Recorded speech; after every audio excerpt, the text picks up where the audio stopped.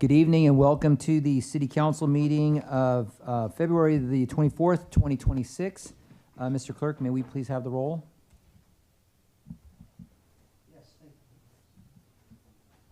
Yes, thank you very much. Council Member Rocha. Here. Council Member Torres Walker. Present. Council Member Wilson is absent. Mayor Pro Tem Freitas. Present. And Mayor Bernal. Here. Thank you. We have a quorum at 5:32 p.m. All right, will you please join me in the Pledge of Allegiance? I pledge allegiance to the flag of the United States of America and to the republic for which it stands, one nation, under God, indivisible, with liberty and justice for all. All right, we have three items for closed session tonight. Mr. City Attorney, could you please let us know what those are? Yes, good evening, Mayor and Council. This evening, the City Council will meet in closed session to discuss three items. The first is a conference with labor negotiators. This is various bargaining units as indicated in the agenda. The city manager is the city's designated negotiator, and that is the first item. The second item is a conference with legal counsel. This is anticipated litigation. This is one potential case. Finally, there will be a conference with real property negotiators. This is concerning the property located at 602 West 2nd Street. The city manager is our negotiator. For the other side, Tung Bui, agent for Bui Theaters LLC, is the negotiator, and under negotiation are the price and terms of payment. All right, thank you. We will adjourn to closed session. Meeting is adjourned at 5:33 p.m.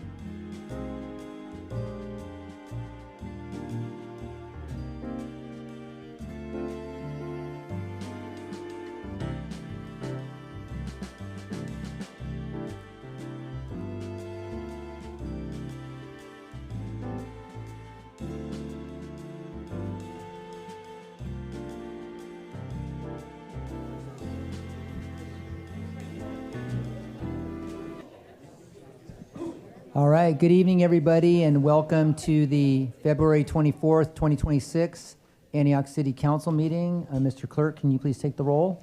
Thank you. Councilmember Rocha. Here. Councilmember Torres Walker. Present. Councilmember Wilson is excused. Mayor Pro Tem Freitas. Present. Mayor Bernal. Here. Thank you. We have a quorum at 7:11 p.m. All right, so tonight we have the honor of having Troop 153, Antioch's only troop.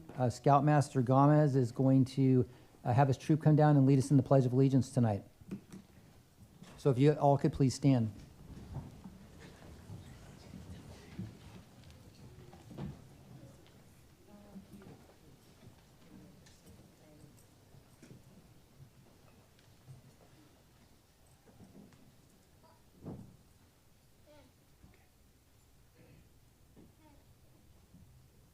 Please join me. Please place your hand over your heart. Face the flag. Please join me in the Pledge of Allegiance. I pledge allegiance to the flag of the United States of America and to the republic for which it stands, one nation, under God, indivisible, with liberty and justice for all. You may remove your right hand from your heart. Two. Color guard, left face. Color guard, advance.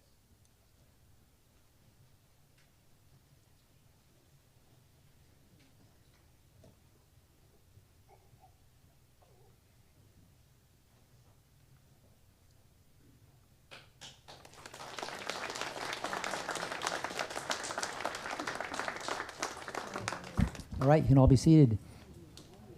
Mr. Mayor, before they leave, maybe one should come up and kind of explain about the troop and what they're involved in.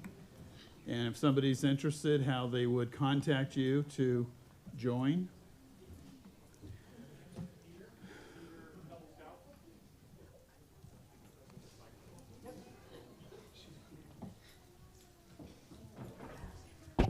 Hello, I'm Jeremy Gomez, Scoutmaster for 153. We're the last boy troop. There's 153G. Oh, come here, guys. And I have the honor of being the Scoutmaster. It's a privilege because we have some really dedicated youth. Everyone here is willing and is part of the troop. If you want, you can come down. I don't think I'm going to get any Yeah, volunteers. come on down. Why don't you guys Yeah. all come down, please? And you know, scouting is one of those things. It's you have to want to be in it, and you know, we have a lot of adventures. Obviously, summer camp's one of the big things. You know, there's a lot of stuff like archery, camping, and all the things. Scouting has been around for 116 years now. We have a recent Eagle Scout, Oliver Dovite, and several Life Scouts.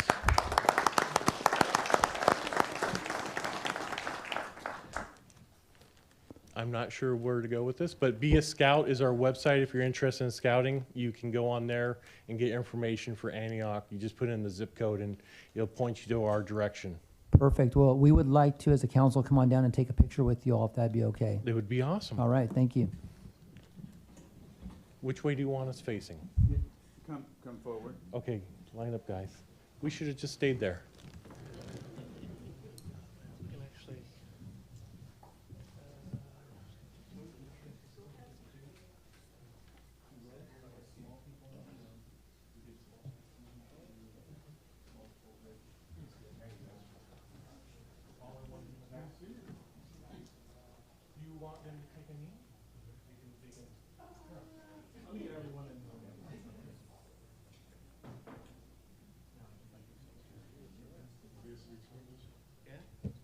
Perfect. Okay.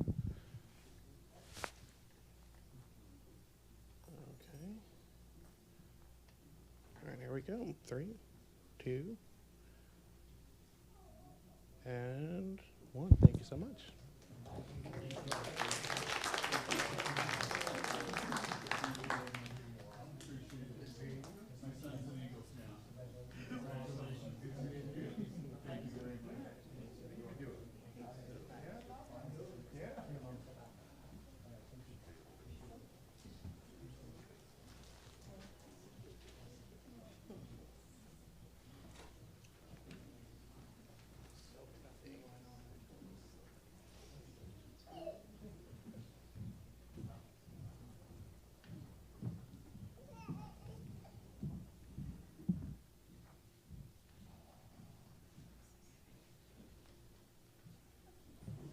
All right, so that was a nice treat. I'm a former Boy Scout myself. Made it Eagle Scout project away from getting there, but you know, cars and sports and girls, and you know that went out the window. So actually, a girl, not girls. I'm gonna get in trouble, but. But no, it's a great organization, some great memories. So if anybody's interested in joining a good group, and you know, I remember 50 milers and all kinds of stuff. So it's a good organization. All right, moving right along. We were in closed session tonight, and if the city attorney can report out, please. I apologize, we started a little bit late because we finished up late. Yes, there were 3 items on the closed session calendar tonight. The first was conference with labor negotiators pursuant to California Government Code Section 54957.6.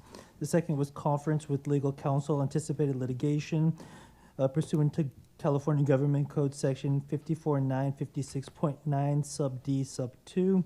And the third was conference with real property negotiators pursuant to California Government Code Section 54956.8. On all 3 items, there was direction provided to staff. All right, thank you very much. We are moving on to public comment. How many speaker cards do we have tonight? We have 7 speaker cards. All right. Can we have Debbie Blazer, Maria, and then Teresa? Never been first before.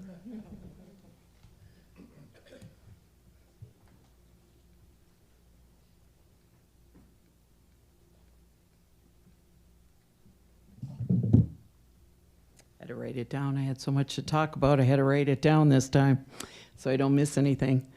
Good evening, Mayor, council members, city staff, and people in the audience and watching online. I'm Debbie Blazer with the Downtown Antioch Association, and I want to read some notes that we have that our board and us have wanted the city to know about, things that we were doing and trying to accomplish this year. So you've heard me say that our mission is simply to increase the foot traffic downtown and into the businesses. It seemed at first like a simple task. However, it isn't. We all know in this room the challenges that downtown Antioch and Antioch itself face. So it's much more than just bringing businesses, some sales downtown. So I want to thank each and every one of the members of the council that have worked with me, the APD, Public Works, everybody that we've talked to about safety and cleanliness and everything that goes with it. And we'll continue to do all of that as well, too. So it's a good start this year. We just need to do more, and we need to continue to do more of what we've already started. And I want to let everybody know that the Downtown Antioch Association is also collaborating with the city and other organizations, continue with some of the historic events that CAF has sponsored, and also creating our own new ones. We recently were granted some working together and civic enhancement funds from the city, which we have some new ideas to bring arts and culture. Jose Cordon is here in the audience as well that we're working with, and beautification projects to downtown. Watch for our first introductory meeting, because there's a lot that we're going to do with even we appreciate the funds that we're given, but we hope to prove that we're worthy of that and so much more. We've also opened up our membership and sponsors in order to help these DAA projects along. So you can find that on our downtownantioch.com site, or get information from me at the Downtown Antioch Association at Gmail. So before I run out of time here, tomorrow, Timeless Elegance, we have a ribbon cutting for a brand new business downtown at 11 o'clock. I'd love to have you all come out and support her. She is an antique, collectible, vintage, new shop, and also has an estate business. So there's going to be a lot of goodies that she'll be doing. Her name is Gladys Torres, and one great lady, and we'd like to support her. So come and join us tomorrow at 11 o'clock. Thank you very much. Thank you, Debbie. Maria, followed by Teresa, and then Mike.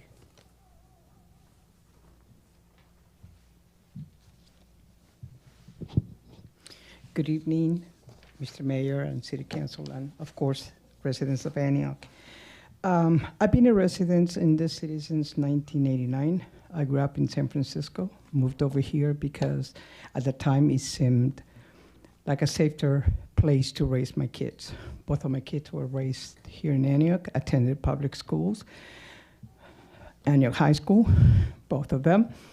And they both have left the city to raise their families because Antioch is no longer a place to raise kids. It's no longer safe.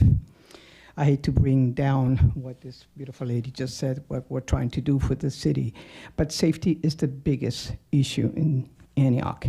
I live in the Lone Tree States, and my house has been broken in at 6:10 in the morning, the day before the time change. The police arrived timely. After they left, I noticed there was some blood in my window, so I called them back. Maybe, DNA, they can probably never heard back from them. The city continues to lose businesses. Grocery stores, as you probably already know, Rayleigh's is leaving. We don't have a decent restaurant to have dinner here. Everything we have and keep on popping up is fast food. We have a Chipotle and a Habit coming up on Lone Tree Estates, but there's no decent restaurants. We're about to probably lose E-BART after many of us have paid towards BART, and we ended up with E-BART, which wasn't BART, but now the BART station here is also on the list of probably being closed as well. I voted for you, Mr. Bernal, because you promised change. You promised a safe city. I'm still waiting, and I hope you don't disappoint me. Thank you. All right, thank you. Teresa, followed by Mike, and then Jim. Good evening, City Council, council members, and Mayor Bernal, and of course, Antioch. I've never been here. It's actually been 40 years since I've been in this spot. My name is Teresa Romo, and I'm here to address just one issue. I have many concerns about our city. Like her, I have lived here my entire life. I was born here, and I left for just a minute to serve the military for 8 years. But tonight I'm just going to talk about one thing. I work across the street at the Prospects Alternative Ed building. Every morning I drive. I'm actually supposed to be at work right now. Don't tell my boss. But I drive to work every morning. Every morning at the corner of 6th and A, there are piles of garbage. Every morning at the corner of 6th and A, there's a city truck picking up the garbage. My concern is that nothing is being done about it, except they're picking it up every day. So yesterday I stopped traffic, and I said, hey, can I ask you guys a question? Where is this trash coming from? And they said, we don't know. And I said, well, what is the city doing about it? And he said, nothing. We've asked for cameras. We've asked for other help. Nothing. I've worked at the Prospects building for 3 years. This has been going on for quite some time. I would say it happens 3 to 4 days out of 5, maybe 3, sometimes 4. My question to you as a board is, what is being done about it? It's been happening, like I said, for a long time. As a city resident, and I was just talking to my neighbor, we pay for garbage service. If you don't have garbage service, you get a letter in the mail. I've received one many years ago.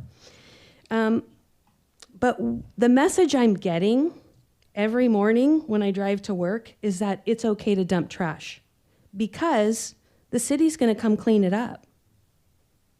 No cameras, no nothing, nothing's being done about it. Like I said, 3 years I've worked there. So again, and this is one tiny, great grain of salt in the ocean, right, in our city. I know we have bigger problems. Catalytic converter was stolen on the street next to us 2 days ago. I get it. But I drive by every day, and every day I think to myself, where is this garbage coming from? And what are we doing about it? Because the message I'm getting is, it's okay to dump your trash. Somebody's gonna pick it up for you. Thank you for your time. I appreciate it, and I hope you have a wonderful evening. Thank you. Mike, followed by Jim, and then Ben. Mike who? Mike Schatz.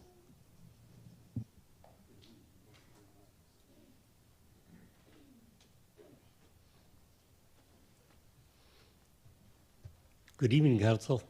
My name is Mike Schatz, and I do work for Public Works. I've been fortunate enough to get hired some 20 years ago, and I've been able to see the culture change. So back in the day, there used to be some hazing, you know, just to make sure you got what it takes. And now it is truly as much information and as knowledge and support as the newer people need.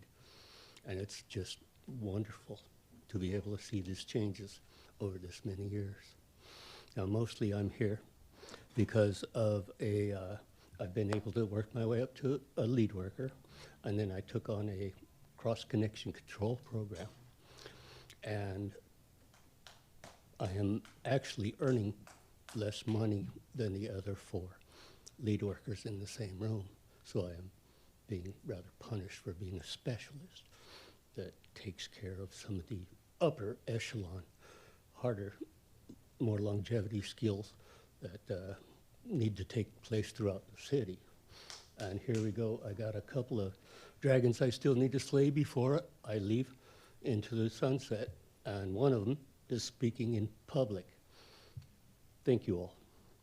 And the other one that's going to happen this year is, yes, I'm going to turn the water off to Deer Valley Hospital and replace an 8-inch device to their surgery room.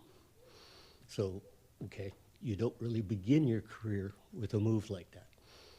There's an awful lot of coordination that needs to take place. And this piece that will be done this year is number 7. 6 of them have already been done. This is the last one. And these are the primary pieces for the hospital, right? You'd think Deer Valley's a new hospital. These pieces of equipment have been put in motion 21 years ago, and it's time. And yes, to put in the most reliable pieces out there is my obligation. All right, thank you, Council. Thank you, Mike.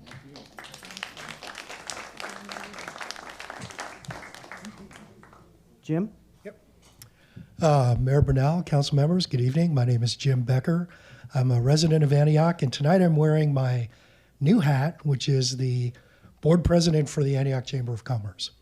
So first of all, I want to say thank you. I know last council meeting, Jim Lantern stepped forward and was talking about food vendors and the desire and the need for licensing and health and safety and all of that. And the city responded.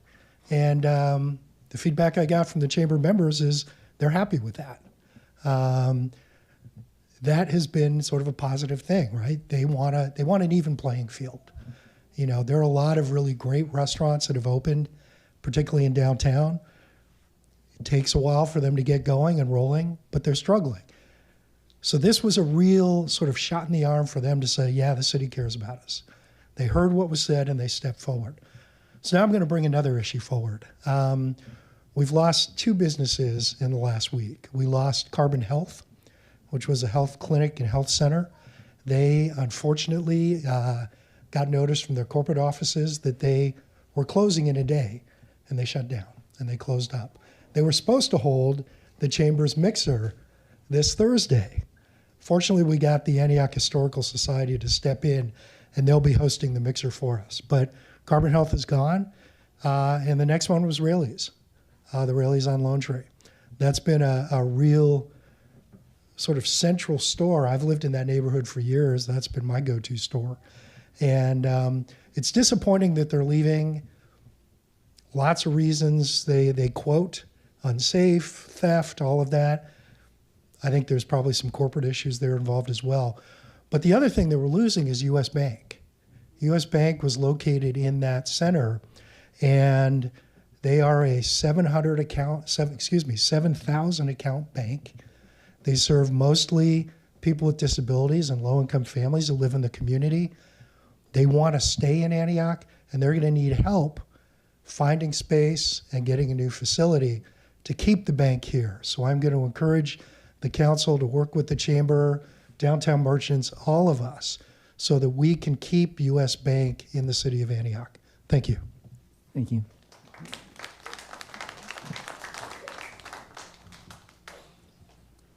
Ben, followed by Jenny. Good evening, Mayor Brunel, City Council members, and senior staff. I'm Ben Miyagi, a lead advisor for Arts CCC, which is Arts Contra Costa County, the arts organization for the county. Joining me tonight are Jenny Belisle, who is the founding executive director of Arts CCC, and Jose Cordon, who's been previously mentioned. He's an innovator and an amazing Antioch artist.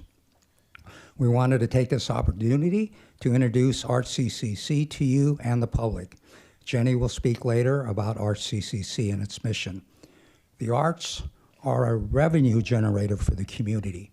And I want to quote somebody that said something about that. Mayors understand the connection between the arts industry and city revenue, said Reno, Nevada Mayor Hillary Sheave. Arts activity creates thousands of direct and indirect jobs and generates millions in government and business revenues. The arts also make the cities a destination for tourists, help attract and retain businesses, and play an important role in the economic revitalization of cities and the vibrancy of our neighborhoods.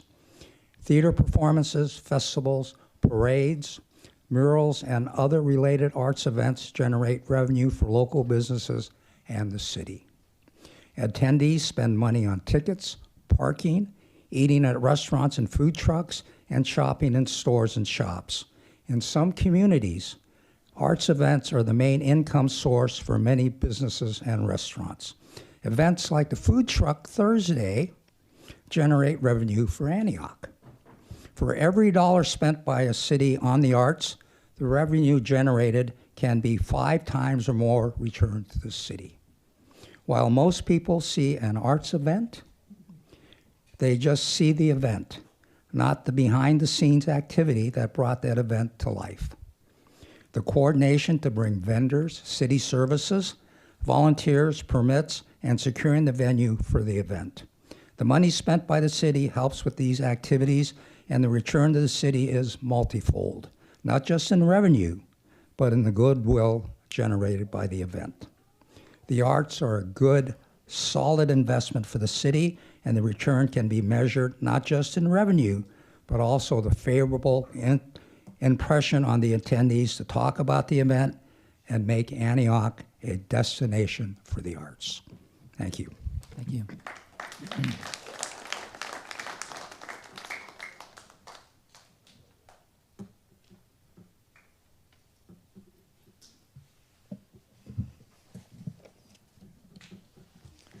Good evening.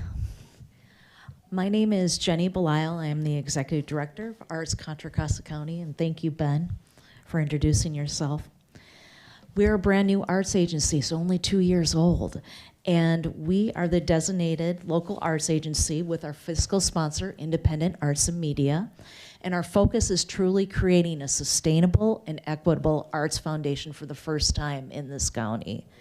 As part of our 5-year county contract, we've created a comprehensive website, newsletter. We do county administration building exhibits. We just completed our Poetry Out Loud high school arts recitation program.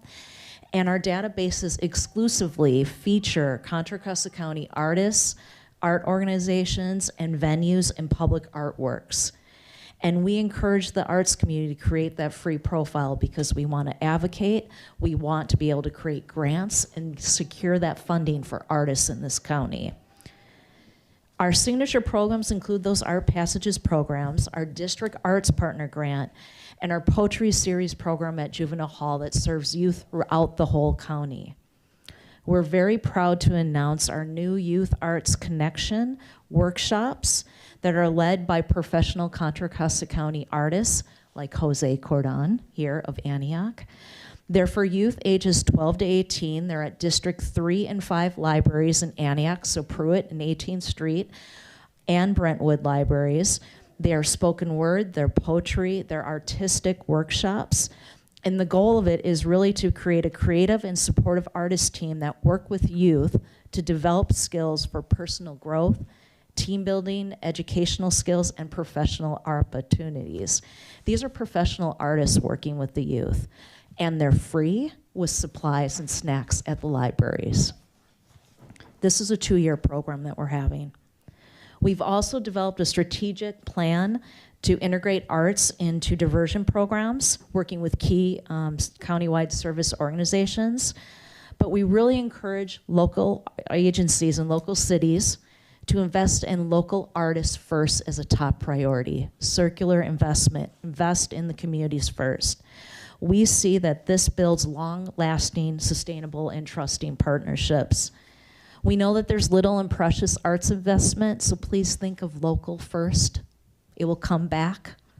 And our priority is to support those artists, and we look forward to all the future partnerships with you. So thank you for your time. All right, thank you. Edgar Martinez, followed by Devin Williams.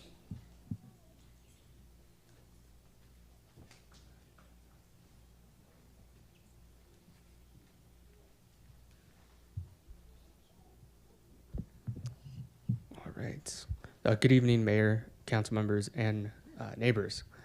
So it's been a while since I've talked on here.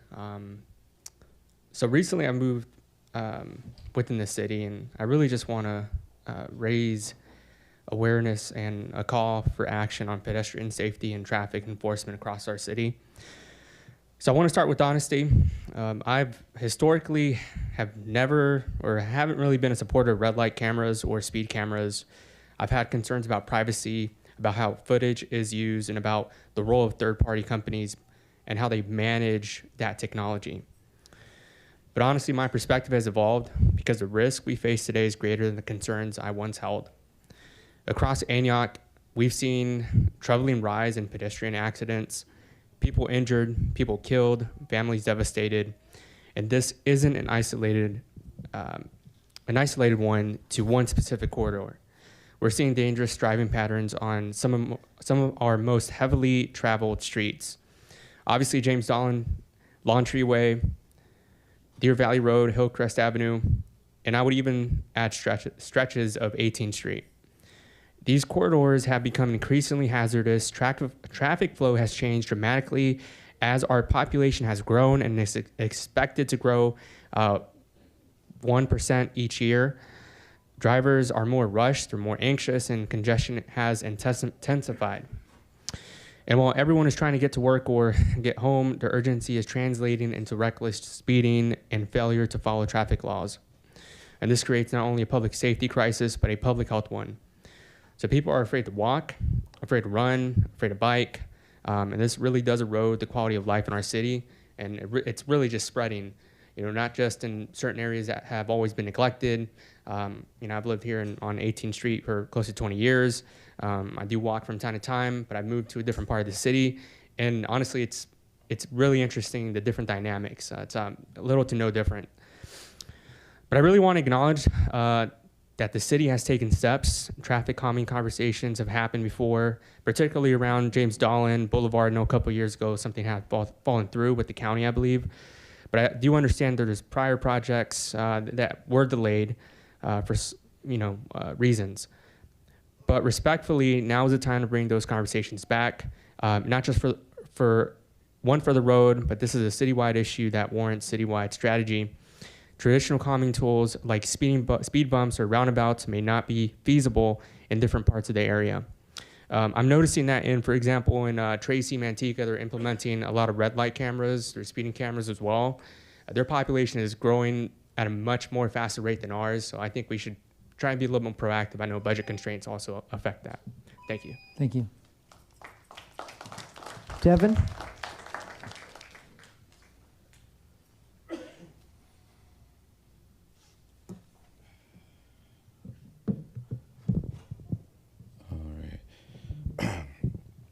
Good evening, Mayor, council members, city staff, and community. I'm Devin Williams, and I'm here tonight as a community member, a youth advocate, and someone who has now dedicated most of their life to building spaces where young people and community members can thrive. And Antioch, I feel, is in a season of rebuilding trust and rebuilding opportunity and reimagining what is possible for our future. And if we're serious about the work that we're trying to pursue, the arts have to be a part of it. And I had a really great conversation earlier and in the past few weeks with my friend Jose. He's still there. And I'm happy to see that some of his colleagues have come out tonight to speak. And we talk about public safety, economic growth, and youth engagement as separate conversations, but the arts, they always sit in the middle of those conversations. And as a former artist myself, I just love to see like others uplifted in those spaces where they can feel that they have a voice in the community. And so that's why I wanted to uplift his work tonight. He's our poet laureate for the city of Antioch, and it's not just a title for him, it's an investment and priority. He is actively engaging with young folks through poetry, mentorship, and innovative programming, and it creates those spaces for expression, healing, and leadership. And when young folks learn to express themselves, they build confidence. When they feel heard, they engage, and when they engage, they contribute positively to the community around them. And so since I've been working very briefly with youth in this community, I can tell you that prevention doesn't only look like enforcement, it looks like investment. And creativity and culture building, excuse me. Programs like the ones that Jose are leading are not extras, they are infrastructure, they are pathways, they are opportunities for young folks, especially those who don't always feel seen, and to find their voice in their power. And so I urge the council to extend and strengthen its support for arts programming here in Antioch, support innovation, youth voice, leaders who are turning poetry into possibility. And so I'll say that because I believe that Antioch does have a future in artists, in artists that are invested in through the city. So thank you very much. All right, thank you. We have no further comment cards. I see one more Oh. over there.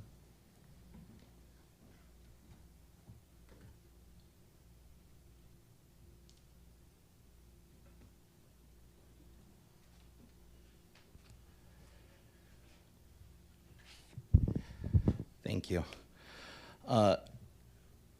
So to just, address some of the struggles that the city is going through, and the disconnect that I think business owners and residents are having, I want to put a real life scenario out there here in our city.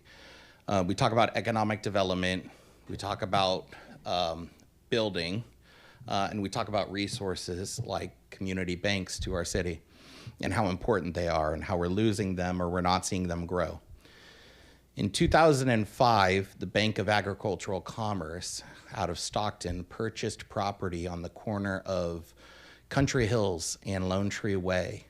I imagine they probably wanted to build a new bank there. Today, 21 years later, they exist in a retail shopping center that they moved into 6 or 7 years ago over across from the Safeway on Deer Valley. And that property that they own and that is vacant over on Lone Tree, the city of Antioch rezoned to high-density residential. So how does a business owner that builds and manages banks own a property that is now zoned residential? Are they going to build the residential? Are they going to sell the property? What is happening? These properties sit vacant. Properties move across the market. The Terrace apartment or the Terrace shopping center down the road from the Rayleigh shopping center where Travis Credit Union used to be located, just recently went through a sale, very difficult and under market value. And now that old bank location sits vacant. And so as we talk about finding new locations or helping businesses stay in Antioch, there's no comprehensive plan between our zoning, our land use, who currently owns these properties and who's going to develop these properties. And so we have a Mr. Car Wash that is a national brand that just went up 1,500 feet away from Ducky's Car Wash, received their approvals. And so now is Ducky's Car Wash going to build their car wash? Or are they going to sit on that vacant land, which happens to be the next door neighbor to that BAC property, which is adjacent to our Makalumi Trail, which is across the street from Lone Tree Estates. And so when residents come here and they talk about there's no economic drivers or there's no development opportunities here in our city, it's because there's no comprehensive plan. Our land use changes every couple of years. And how did our city decide that residential would go where a bank should have been? Thank you. Thank you.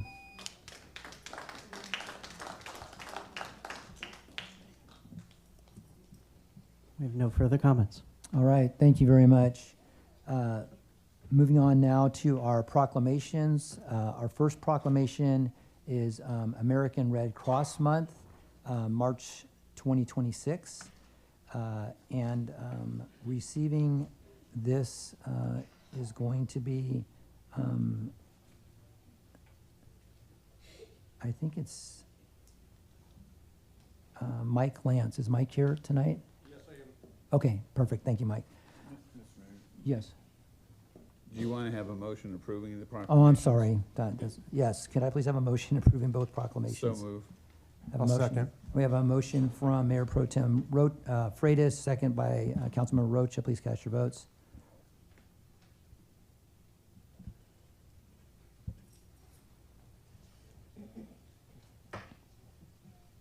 I have nothing.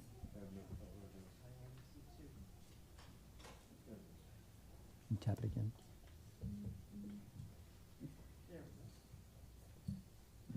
Motion passes 4-0. All right, thank you. So, whereas March is American Red Cross Month, when we recognize the compassion of people in the city of Antioch and renew our commitment to lend a helping hand to our neighbors in need. Whereas American Red Cross volunteers have stepped up to deliver relief and care across our country and around the world, bringing out the best of humanity in times of crisis, as Clara Barton, founder of the American Red Cross, did over 140 years ago. Whereas the volunteers, blood and platelet donors, and supporters shine a beacon of hope in people's darkest hours, delivering shelter, food, and comfort during disasters, providing critical blood donations for hospital patients, supporting service members, veterans, and their families, saving lives with first aid, CPR, AED, and other skills, or delivering international aid and reconnecting loved ones separated by global crisis. Whereas the 1,148 volunteers in Contra Costa County, the American Red Cross assisted or responded to 101 disasters, assisted 190 families, and through our Sound the Alarm program, the American Red Cross installed 778 smoke alarms, making 241 homes safer, and trained 425 students through the youth preparedness programs. And whereas Contra Costa County residents donated 18,299 units of life-saving blood, hosted 530 blood drives, and trained 12,164 citizens in first aid, CPR, AED, and aquatics, provided 463 case services to military members and their families, and provided humanitarian aid internationally. And whereas this work to uplift our community is made possible by those who selflessly answer the call to help whenever and wherever it is needed. We hereby recognize this month of March in honor of their remarkable service, and we ask everyone to join in their commitment to care for one another. Now I, therefore, Ron Burnell, Mayor of the City of Antioch, hereby proclaim that March 2026 is American Red Cross Month, and we encourage all residents to reach out and support its humanitarian mission. All right, thank you, Mike, for coming out. May I say something? Yes, please do. Yes, indeed. Thank you. And I'm very impressed by the people that can do this from their cell phone. It's like I had to print this out on 18-point font to be able to read this. So, Mayor Bernal, members of City Council, and senior staff, thank you for this proclamation in support of the Red Cross and for the opportunity to speak to you this evening. My name is Mike Lance. I am a volunteer with the Red Cross, currently serving as the disaster co-chair for Contra Costa County. On behalf of the American Red Cross, thank you for your continued support and collaboration. This proclamation follows a tradition started by President Franklin D. Roosevelt in 1943 to raise awareness of humanitarian efforts after World War II, and has been continued by every U.S. president since then, designating March as Red Cross Month. Now, the statistics you gave were Contra Costa. Let me talk about Antioch. I got my staff to give you some very specific details. This past year in Antioch, Red Cross has responded to 13 single-family fires and provided assistance to 57 clients. We held community preparedness events, have installed 35 fire alarms in 18 homes. We additionally reached 77 first graders through our Pedro Disaster Preparedness Program and have an active Red Cross club at the Dozier Libby Medical High School. So very impressed with the activities we do here with our good citizens of Antioch. So we are grateful for the city's partnership, for your shared commitment to building a resilient and prepared community. Thank you again for this proclamation and for your continued support. All right, thank you very much, Mr. Lance. We are going to have our next proclamation read, and then we will come down and present your proclamation as a council and take a picture with you afterwards. Awesome, thank you. Mr. Mayor, wait. Yes. So if people wanted to reach out and volunteer, how would they do that? 1-800-RED-CROSS. And if you just mention you're in Antioch or Contra Costa County, it will get routed to myself, my co-chair, or our disaster community program manager. So thank you. All right, thank you very much. All right, our next proclamation is recognizing Foundation MEGA, M-E-G-A, Mind Elevated, Game Accelerated. And is Tamarla Johnson here to receive that? Hi, Tamarla, how are you doing? So I'll go ahead and read this. Whereas Foundation MEGA, Mind Elevated, Game Accelerated is a community-based nonprofit organization dedicated to empowering youth through football, cheerleading, mentorship, academic accountability, and life skills development. Whereas Foundation MEGA has served hundreds of Antioch youth and families by providing a safe, structured, and supportive environment that promotes discipline, teamwork, leadership, confidence, and positive character developments. Whereas the organization's programs intentionally focus on whole child development, supporting not only athletic excellence, but also academic achievement, mental wellness, family engagement, and community responsibility. Whereas Foundation MEGA's football and cheer program have brought regional, national, and global recognition to the city of Antioch through competitive excellence, earning multiple national titles and international accolades while representing the city with pride, integrity, and sportsmanship. Whereas Foundation MEGA actively collaborates with local partners, schools, families, and public safety agencies to strengthen community relationships, foster trust, and create positive youth engagement opportunities, including meaningful interactions between Antioch youth and local leaders. Whereas the organization has consistently invested in Antioch by utilizing city facilities, supporting local events, and elevating the city's visibility on national stages, reinforcing Antioch's commitment to youth development, equity, and opportunity. And whereas the leadership, coaches, volunteers, and families of Foundation MEGA exemplify service, resilience, and dedication, working tirelessly to ensure that Antioch's youth have access to opportunities that inspire them to dream bigger and achieve more. Now, therefore, I, Ron Burnell, Mayor of the City of Antioch, do hereby recognize and commend Foundation MEGA, Mind Elevated, Game Accelerated, for its outstanding contributions to youth development, community engagement, and positive representation of the City of Antioch. Thank you.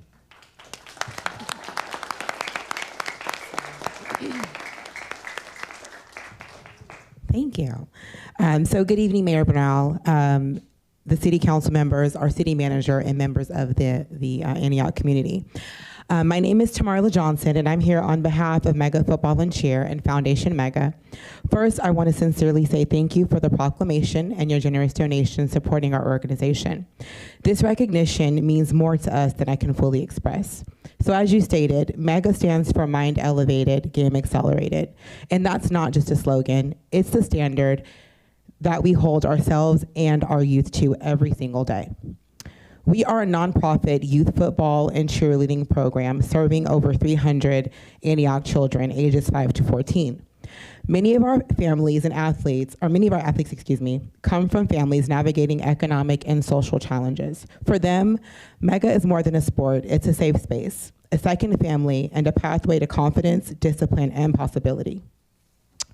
Our values are simple but powerful: excellence, accountability, discipline, education, community, and family involvement.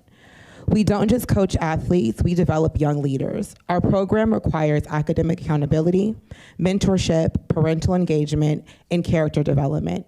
Many of our older athletes will come into return as junior coaches and mentors, reinforcing the cycle of leadership and service right here in Antioch. And yes, we are proud of our winning record. Our cheer teams have earned multiple consecutive national championships and a global title. Our football teams are also equally nationally ranked as well. Every time our youth travel to compete, they represent Antioch and the Contra Costa community. They bring national recognition to the city, and they do it with pride, sportsmanship, and heart. But what matters most for me is what happens off the field and the sidelines. We build kids who have confidence, families who find their community, and a youth who learn they belong somewhere safe, structured, and supportive. Tonight, your proclamation and donation tell our families something powerful. Antioch sees them, Antioch believes in them, and their community supports them. On behalf of our athletes, our parents, our volunteer coaches, and our entire Mega family, thank you for investing in our youth and standing with us.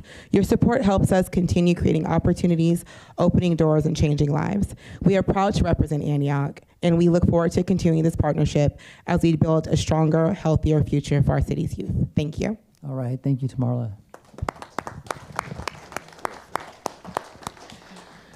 Good evening, Council.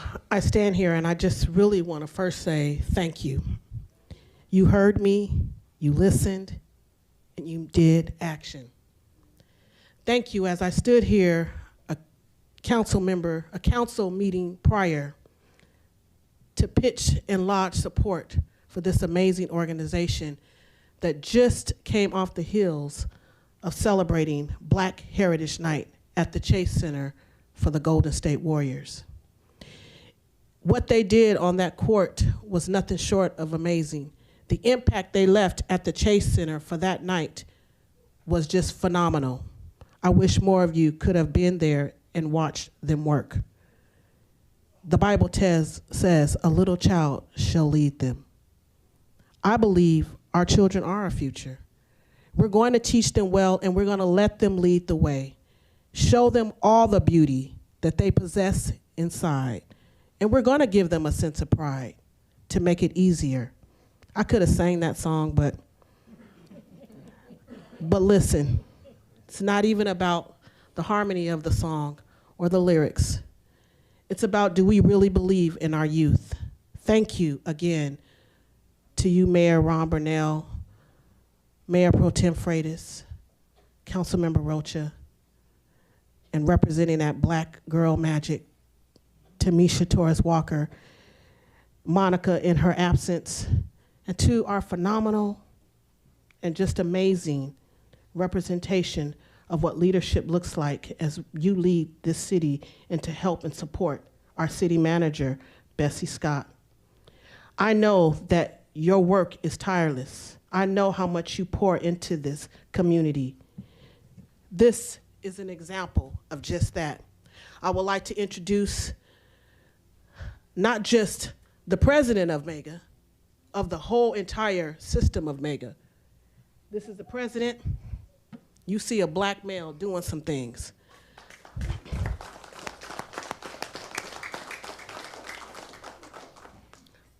But I made him come representing a deputy district attorney in the city and county of San Francisco. I know he's gonna kill me after this is all done. But Mr. Raymond Ross, he is over the league, American Youth Football and Cheer.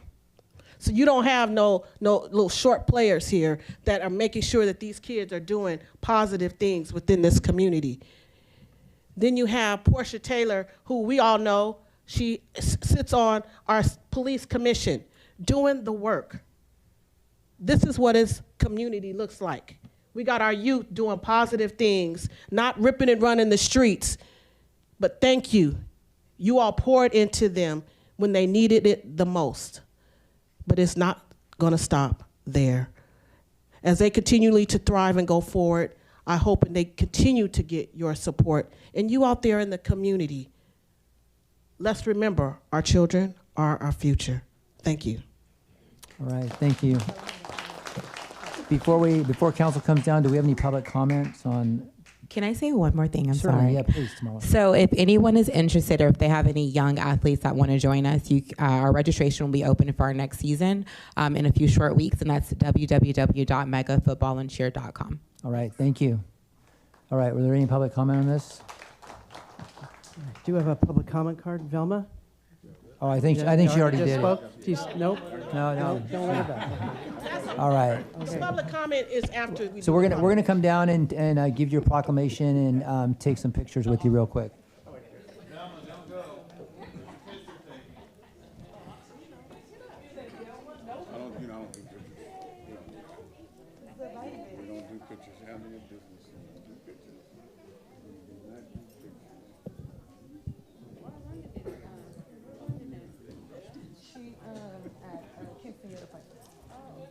How you doing?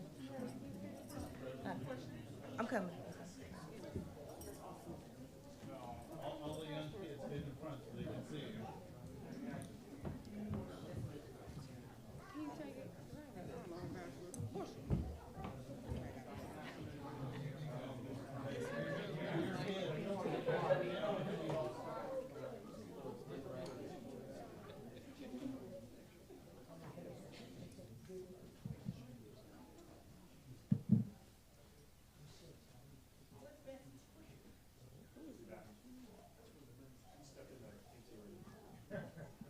Okay, 3,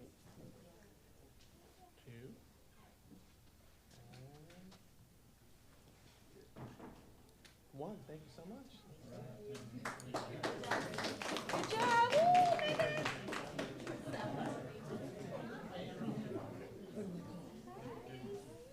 We have one more.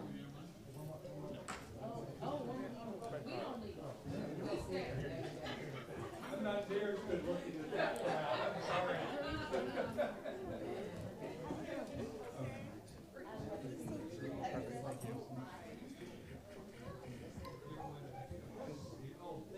Can I have you guys take 4 steps to your right? Perfect, thank you.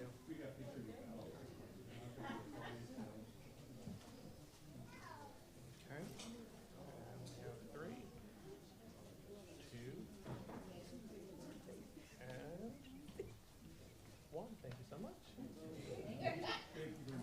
Of course.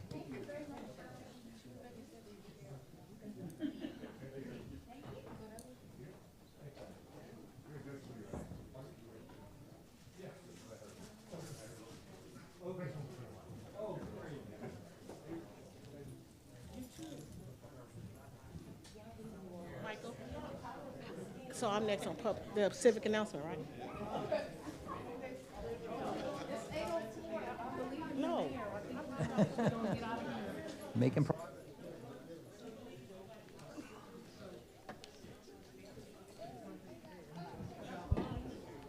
All right, moving on to item number, or actually, it's, item number 1, still announcements of civic and community events.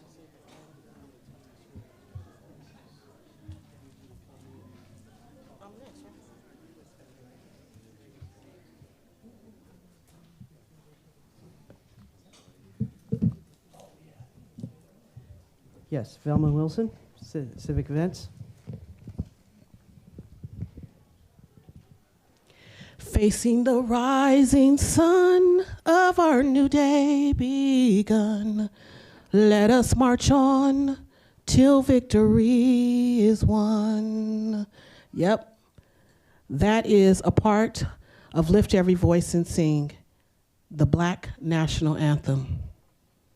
I stand because I want to invite the entire city, you council, our city staff, on Thursday at Antioch High School BD Auditorium. We will celebrate Antioch Unified School District Black History Celebration. This is a commemoration of what our ancestors have poured into our youth today. So we will be filled with spoken word. We have music, live music, dance, African dance, and drummers, all put on by our students of Antioch Unified School District from elementary, middle, and high school. Please come out and show your support to our young people as they reflect and commemorate such a rich history that so many often forget. Also, coming up, April 23rd, an opportunity for everyone, the community, everyone, to celebrate the amazing work of our teachers and educators and our Teacher of the Year and our Teacher of the Year runner-up. For the Antioch Schools Education Foundation, we will be hosting it for the first time at the Antioch Community Center, April 23rd, at 6 o'clock, 4 to 6 o'clock. Please come and show your love and support for these teachers who are going through so much. April 23rd, 2026. Yes, it's at the Antioch Community Center. Ms. Wilson, on Yes. Thursday, what time does the event start? This Thursday, 6 o'clock. 6 o'clock. 6 o'clock, Antioch High School BD Auditorium. 6 to 8. And on the 23rd, I have 5 o'clock for the function. Did I send you the flyer already? I already sent you the check. Yes, you did. You did. Anyone else that would like to be a sponsor, we are looking for more sponsors and donation. All the donations that the Antioch Schools Education Foundation raise go back into the teachers through our Donors Choose matching program. Also, they are the big supporter for the Forever Me Foundation Stuff the Bus, an annual event that's held always the first weekend in the month of August. So we're preparing our kids to go back to school ready and prepared to learn. So your support it spreads a long way. Louis Rocha, I can attest, as a former principal of Antioch High School, he knows oh so well how much we need to do to prepare our students. So again, please come out and support our teachers and educators. And this is a time now, as we're dealing with so many budget deficits and so much uncertainty in education, your support and your love to keep cheering on these teachers doing their job in and out of the classroom is much needed. Again, that's April 23rd, put on and hosted by the Antioch Schools Education Foundation, and I am the vice president. So this Thursday, 6 o'clock at BD Auditorium. That's the Black History Celebration. And the 23rd at 5 o'clock. Yes. Thank you. And that's at the Antioch Community Center. You can see me for your tickets. All right, thank you. Any other announcements of civic or community events? Mr. Becker?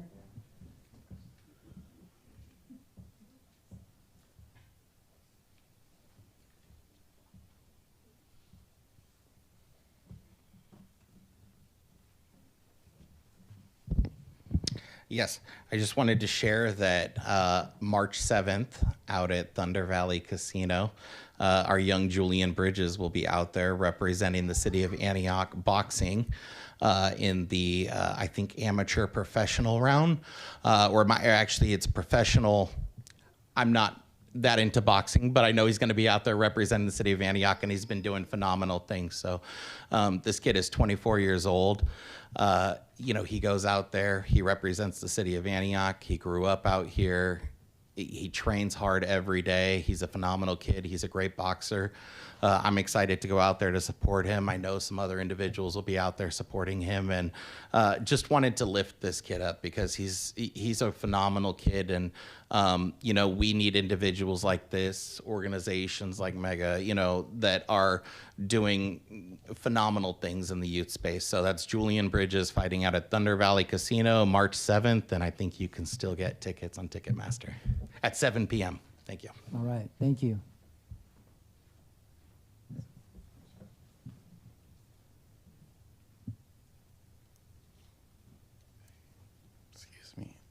Just had a quick announcement. Lift Up Contra Costa will be partnering with the Safe Return Project on Saturday, March 14th, 2026. 5 years to celebrate the She Ready event from 10 a.m. to 2 p.m. at the Teamsters Local 315 building in Martinez. You can reach out to me and register now. This is an event to uplift women in elected office and women who support. And I would love to see you all there. We have a full program, food, and it's going to be a great time. And am I missing anything, Councilwoman Walker? You don't want to forget to mention that our very own wonderful yes city manager, Miss Bessie Scott. Miss Bessie Scott is actually sitting on a panel that day to talk about herself as a woman in municipal leadership and what that means. And so definitely want to have young ladies come out who are interested in becoming leaders in our community on their own and see our own city manager, Scott, talk about and share her story of leadership in the city of Antioch. Absolutely. And so we are all invited. Just please register before. I don't see your registration. Okay, keep registering, and we'll see you there. Thank you. All right, thank you. Any other announcements? No All right. further announcements. Seeing none, we're going to go to announcements. Item number 2, announcements of board and commission openings. Do we have any public comment on this first? No public All comments. right, if you could please announce those. Thank you. The City of Antioch has the following positions available. Any interested resident is invited to apply for the following vacancies by 5:00 p.m. Friday, February 27th, 2026. The Board of Administrative Appeals has 3 full-term vacancies, which expire March of 2030, and 1 alternate vacancy, a 2-year term. Parks and Recreation Commission has 1 partial-term vacancy expiring March of 2028. The Antioch Police Oversight Commission has 1 partial-term vacancy expiring November of 2026. The General Plan Advisory Committee has 5 committee member vacancies and 2 alternate committee member vacancies.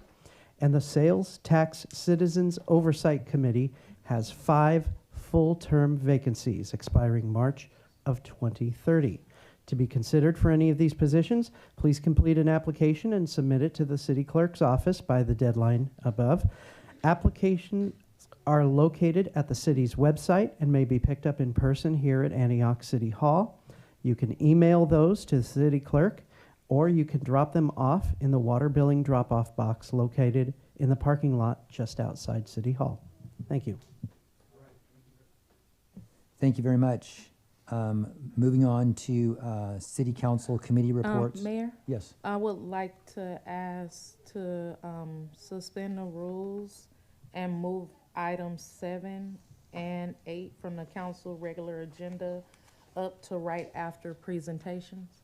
Or right after presentation. Okay. Yeah. We have a motion from Council Members Torres Walker to move items number 7 and 8. Do we have a second? I'll second. Second from Councilmember Rocha. Please cast your votes. You need me. That's why you shouldn't have moved. Motion passes 4-0. All right. Moving on to City Council committee reports and communications. Councilmember Rocha. Just that on Monday, this past Monday, the Councilmember Torres Walker and I attended the City Schools Committee, and that's an ongoing standing committee. We meet once a month. We're working in collaboration to develop a whole child blueprint, looking at how the city and the schools can combine our efforts to try to better serve our community, from children in school to our seniors. So it's pretty much looking at the whole family, whole child. What can we do? Especially when you look at some of the challenges we're being faced with federal deficit cuts and so forth to services. We're feeling it in the schools, also in the city. So one of the things we do share, obviously, whether you're in the schools or the city, is our community at large, and looking at ways that we can work together, strategize some best practices of providing better services to the best of our ability. Also this week, Mayor Pro Tem Freitas, and I sit on the board for Tri-Delta. We meet on Wednesday. That's also a lot of important things happening there because as we'll learn moving forward, there's a big measure that's going to come before the voters in November that will determine the outlook for what transportation is going to look like in the Bay Area, in the 5 counties. And so that's something that we're actively having a discussion about, because should this ballot measure not pass in November, it could have a serious impact to Tri-Delta Transit and BART for our residents and throughout the Bay Area. So I think it's important that Mayor Pro Tem Freitas and I are at the table for those discussions. All right, thank you very much. Councilmember Torres Walker. Thank you. So I have another presentation. Ta-da! No, just messing around. So I also sit on the school and standing committee with, why do I keep wanting to call you Mayor Pro Tem? With Councilmember Rocha. And the thing that I liked about this meeting was that we actually had presentations from bridge builders to a new generation who has been doing work in the district for more than 5 years now, who just expanded their youth services to the West Contra Costa School District. And they sat down to talk to us about what they're doing in the district, how they're working with the city, and how we can continue our collaboration, because the City and School Standing Committee is really about the city and the district finding synergy. How do we have a shared vision for how we support families and residents across Antioch, including students? Tri-Delta Transit also did a presentation at the Standing Committee and informed us, Rashidi Barnes informed us that Tri-Delta Transit covers 225,000 square miles of Eastern Contra Costa, which includes some of Concord, as well as Martinez, and that 80% of their routes go through Antioch, and that 60% of riders in Antioch actually take a ride from home to the BART station. So that also gets us into this conversation around regional transit and what it would mean to our communities who are transit dependent if in fact our e-BART station is shut down, if in fact our Amtrak station is also shut down, what the potential consequences for people could be for Antioch residents who are transit dependent. We also had Club Waka East Bay come and present to talk about adult sports fund leagues, which is right up Councilmember Rocha's alley because I'm not a real big sports fan, but they talked about adult sports for folks. I sit on the Cannabis Standing Committee meeting with Mayor Pro Tem Freitas, and that meeting we talked about both of our equity programs and what do they mean for the city of Antioch. And our Mayor Pro Tem was very candid about his desire to know more about how those programs, how they operate in the city, what are the benefits to the city, as well as making sure that our guidelines are in alignment with our local laws under our ordinance to make sure that the dispensaries are also operating effectively, also being adequately regulated, and that we are doing our annual check-ins. And I know that the city manager is currently working on getting myself and Mayor Pro Tem some tours because he would like to have his first time entering in a dispensary. No, I think it might be your second time, just to kind of get familiar with operations and what that means for the city of Antioch. I also am a part of the Green Empowerment Zone. There's a lot that goes into the Green Empowerment Zone. I'll talk about that more at our next meeting, but I was able to have a meeting with Zach Seal of the Community and Economic Development Department.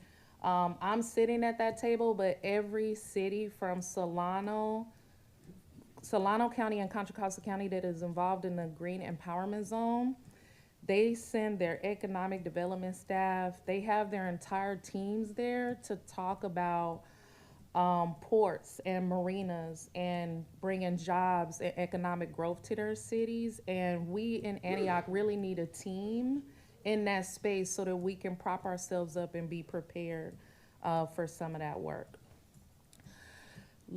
I've just wrapped up my meetings with department heads, not all department heads, but look at these wonderful faces up here. I couldn't, Don Merchant kind of ducked me. I couldn't get a photo with her.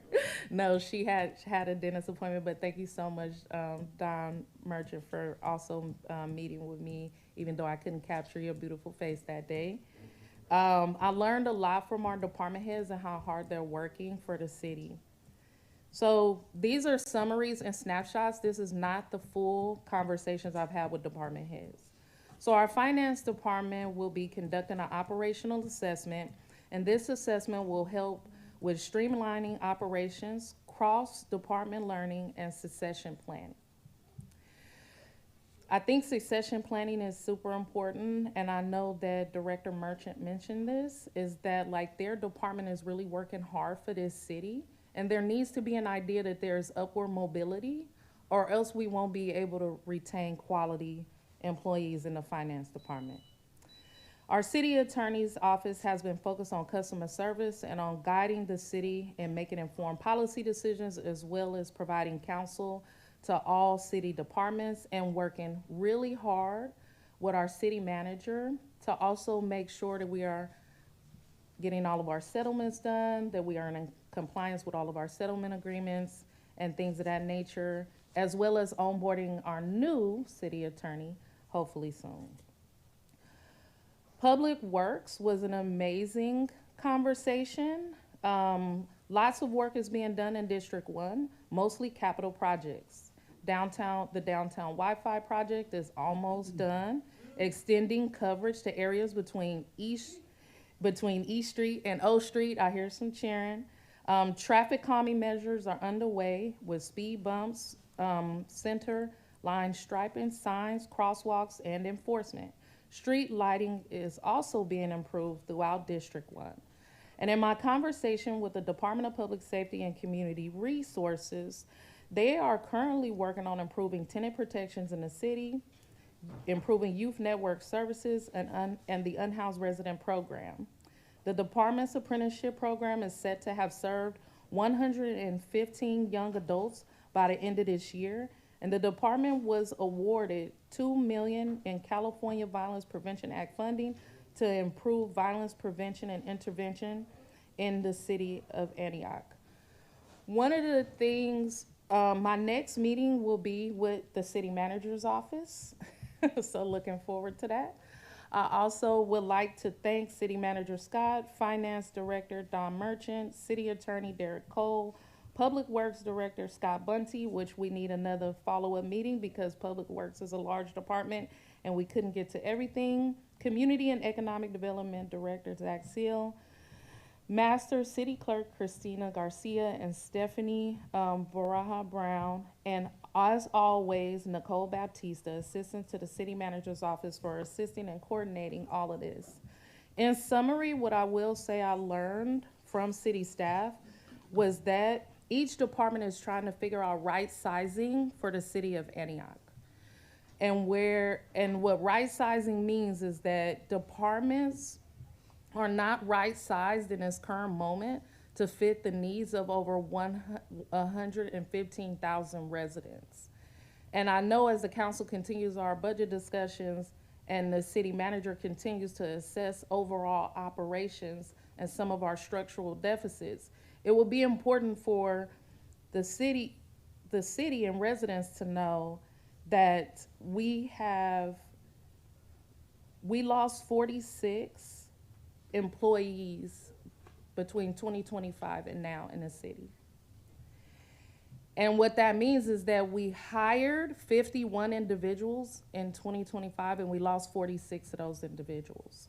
And so the departments as well as the city manager is working on what does it look like for the city to staff up? What does it look like to right size all departments to meet the needs of all residents of Antioch? And I just want to thank everybody who assisted in this and I'm looking forward to meeting with our city manager. City Manager Scott, is there anything you would like to add?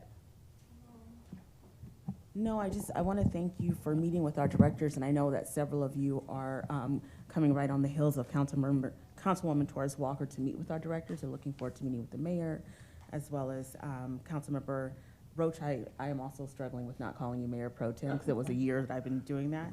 And I do want to say that, you know, our staff is very resilient, even in the face of, you know, really big workloads.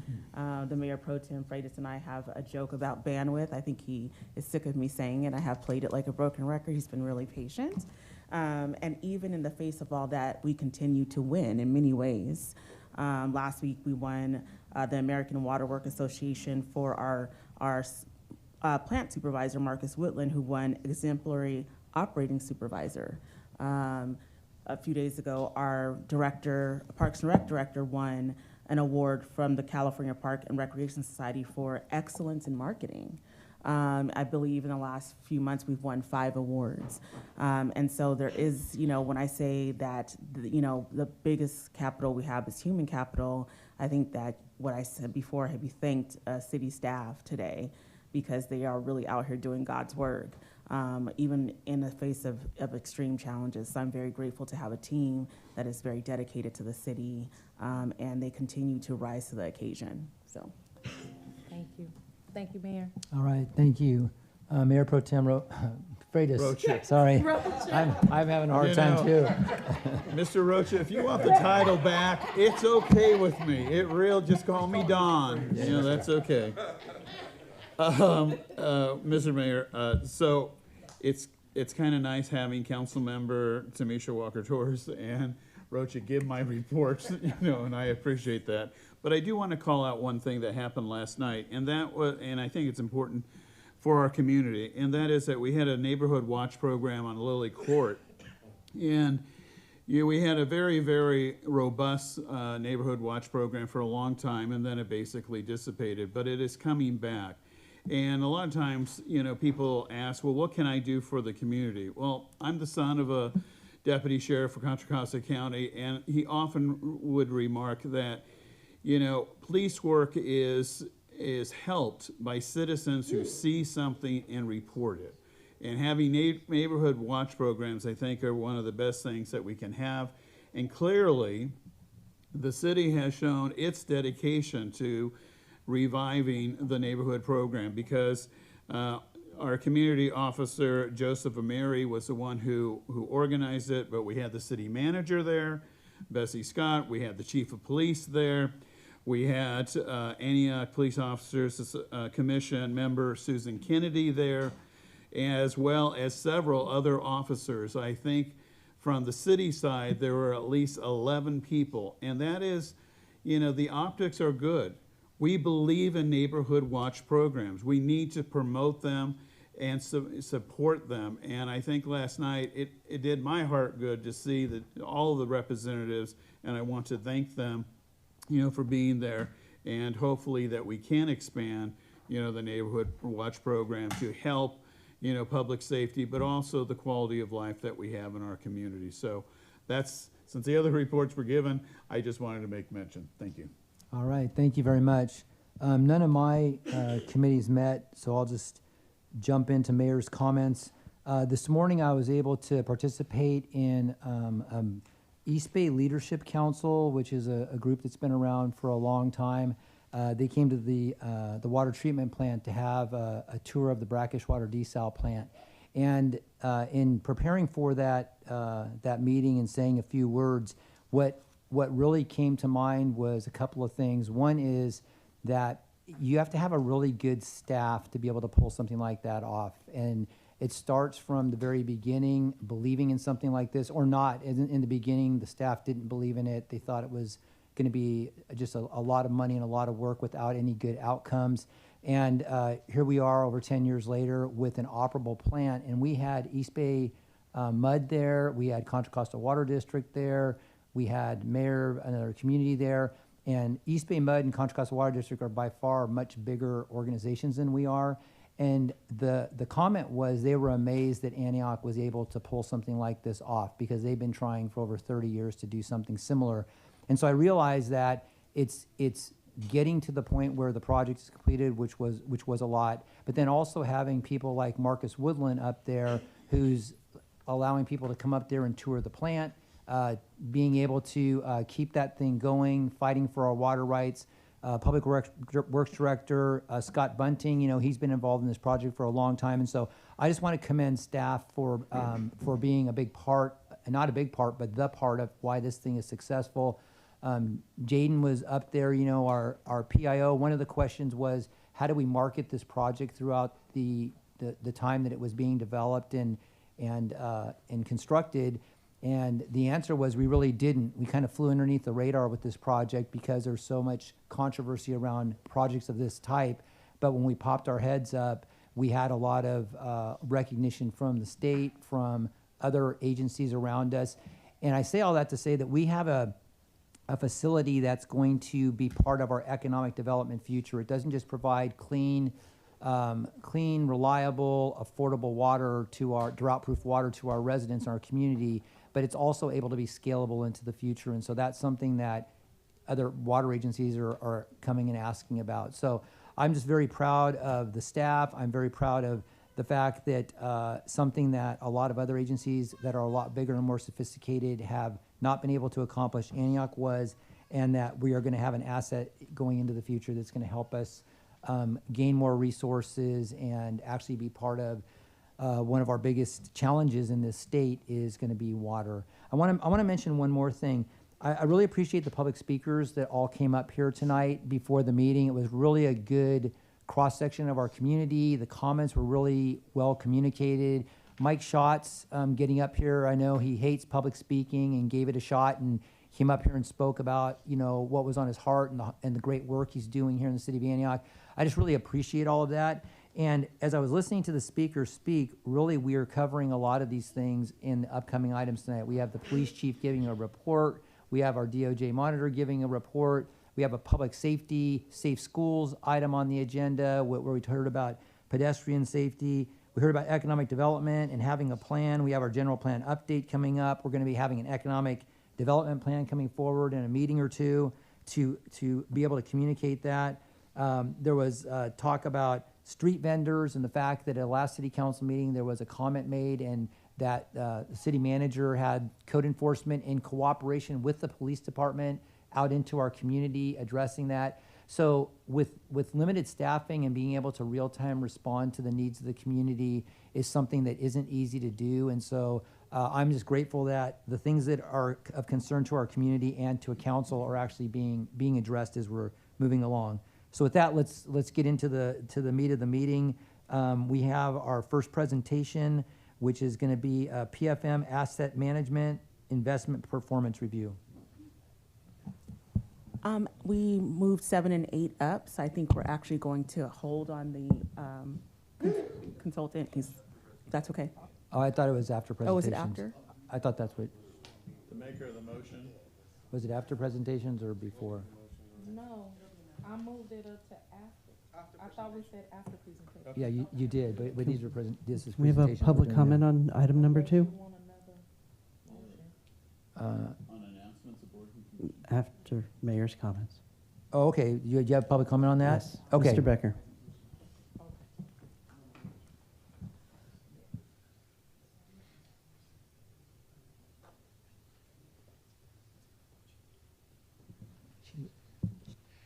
Thank you. I just had a quick comment actually on council committee report outs, and I appreciate once again the presentation or the report out. So I had a quick comment though on the green empowerment zone. Wanted to get an understanding if the green empowerment zone is addressing the Solano shipyard project that's across the water and the Sassoon expansion project, because that's 7,500 acres of projected shipyard development east of Collinsville, which is directly across from us. And so if that project comes to fruition, it could potentially in fact impact our shipping channels, the ship traffic through this area, and also if that is a project that is coming to fruition and we're talking about building out our industrial waterfront, it would make sense that we would try to cater towards that specific project and that workforce development. You know, they are expecting that that is going to bring 40,000 plus jobs through that Sassoon expansion and that Solano shipyard project. And so if we could possibly get an understanding if that is a conversation piece of the Green Empowerment Zone. I know Bay Area Council, put out a economic report last year that included the Solano shipyard and the Sassoon expansion. So I don't know if Antioch is a part of those conversations with that group, but you know, these things are happening. If you go right out to Monica's and you look across the water, that's where that shipyard would be. So, you know, it would be helpful if, you know, these things are happening, even though they are in Solano County, we are the neighbor, right? Even though it's Solano, Sacramento, Contra Costa, for them to come out and possibly engage us as well, right? Like we're gonna be sending workforce over across the bridge through Rio Vista. So it just makes sense that we would align at this point if they're still in the design. It's also really conflicting online. You literally see some reports that say they're breaking ground in 26, and you have some reports that say they're still going through their strategic process and environmental review. So if we could get a better understanding, you know, I'm really concerned about what that could do to our deep water ports. And especially with Amports here, you know, and talking about increasing traffic, you know, it's a big concern. So thank you. All right, thank you. Yes. Point of order.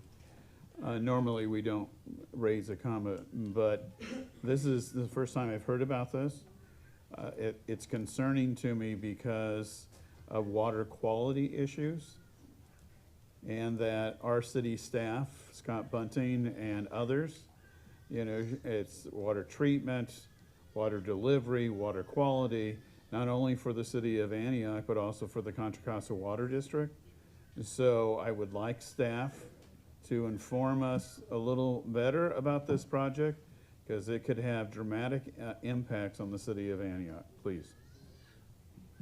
All right, thank you. Councilmember Torres Walker. Mayor, I would like to make a motion to suspend the rules and move items 6 and 7 up to right now. 7 and 8. I mean, 6, wait a minute. 7 and 8, yeah.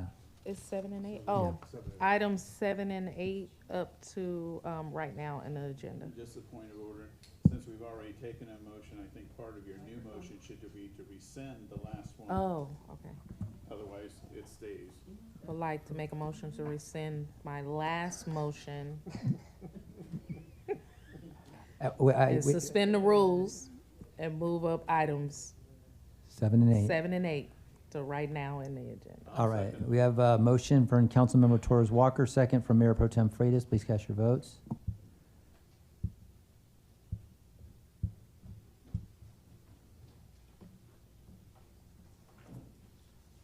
Motion passes 4-0. All right, so we are moving on to item number 7, which is the Antioch Police Oversight Commission appointment for one full-term vacancy expiring November 2028. I am recommending the appointment of Addison Peterson to this role. Addison came and interviewed with the city manager and myself regarding this opportunity. He has a rich history from his youth growing up to his pursuit of becoming a police officer at one point in his life, and then being an Antioch resident, and his own experiences currently. So Addison, if you would like to come up and say a few words about why you are the right candidate to fill our 7th and final slot in the Antioch Police Oversight Commission. How much time do I have? Probably keep it brief, but say what you have to say. All right, thank you. Good evening, Mayor and City Council members. Thank you for the opportunity to serve on the Antioch Police Commission. This is a real honor for me. I'm seeking appointment to the Police Oversight Commission because I believe public institutions must operate with integrity, fairness, and transparency. Trust between community and its police department is not automatic. It's earned through consistent accountability and a shared commitment to justice. I care deeply about Antioch and about ensuring that our city continues to grow in a way that reflects our highest values. Oversight, when done thoughtfully and professionally, strengthens our institutions rather than weaken them. It affirms that every resident deserves dignity and that every officer deserves clear standards and due process. Professionally, I spent over 15 years working in public policy and governance, helping design systems that are fair, durable, and grounded in equity. I will bring that same principled, steady approach to this commission. My goal is simple: serve the public in a way that strengthens public trust, support transparency, and ensure Antioch's institutions reflect the values of the community they exist to serve. Thank you. All right, thank you. Does the city council have any questions for Mr. Peterson before he steps down? All right, do we have any public comment on this item? Yes, Devin Williams.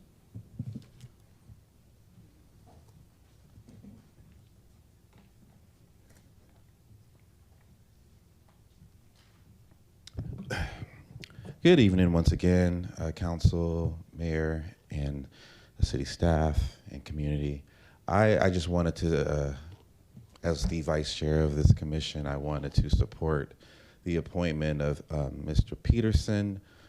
His statement kind of said it all already, and I just wanted to uplift my support, and I look forward to working with someone that is grounded in policy and has a rich history of working in I guess you could say, not law enforcement exactly, but, you know, with the mindset. But, you know, we need community members that have an understanding of what it means to rebuild trust and community involvement with our police department and as we restructure.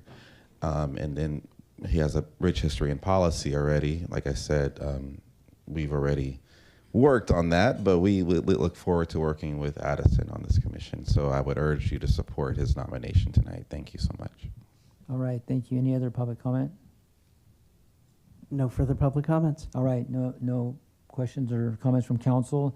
Could I get a motion then to adopt a resolution approving my nomination of Addison Peterson for the appointment of the Antioch Police Oversight Commission for a full-term vacancy expiring November 2028? So moved. I will second. I have a motion from Councilmember Torres Walker, second from Councilmember Rocha. Please cast your votes.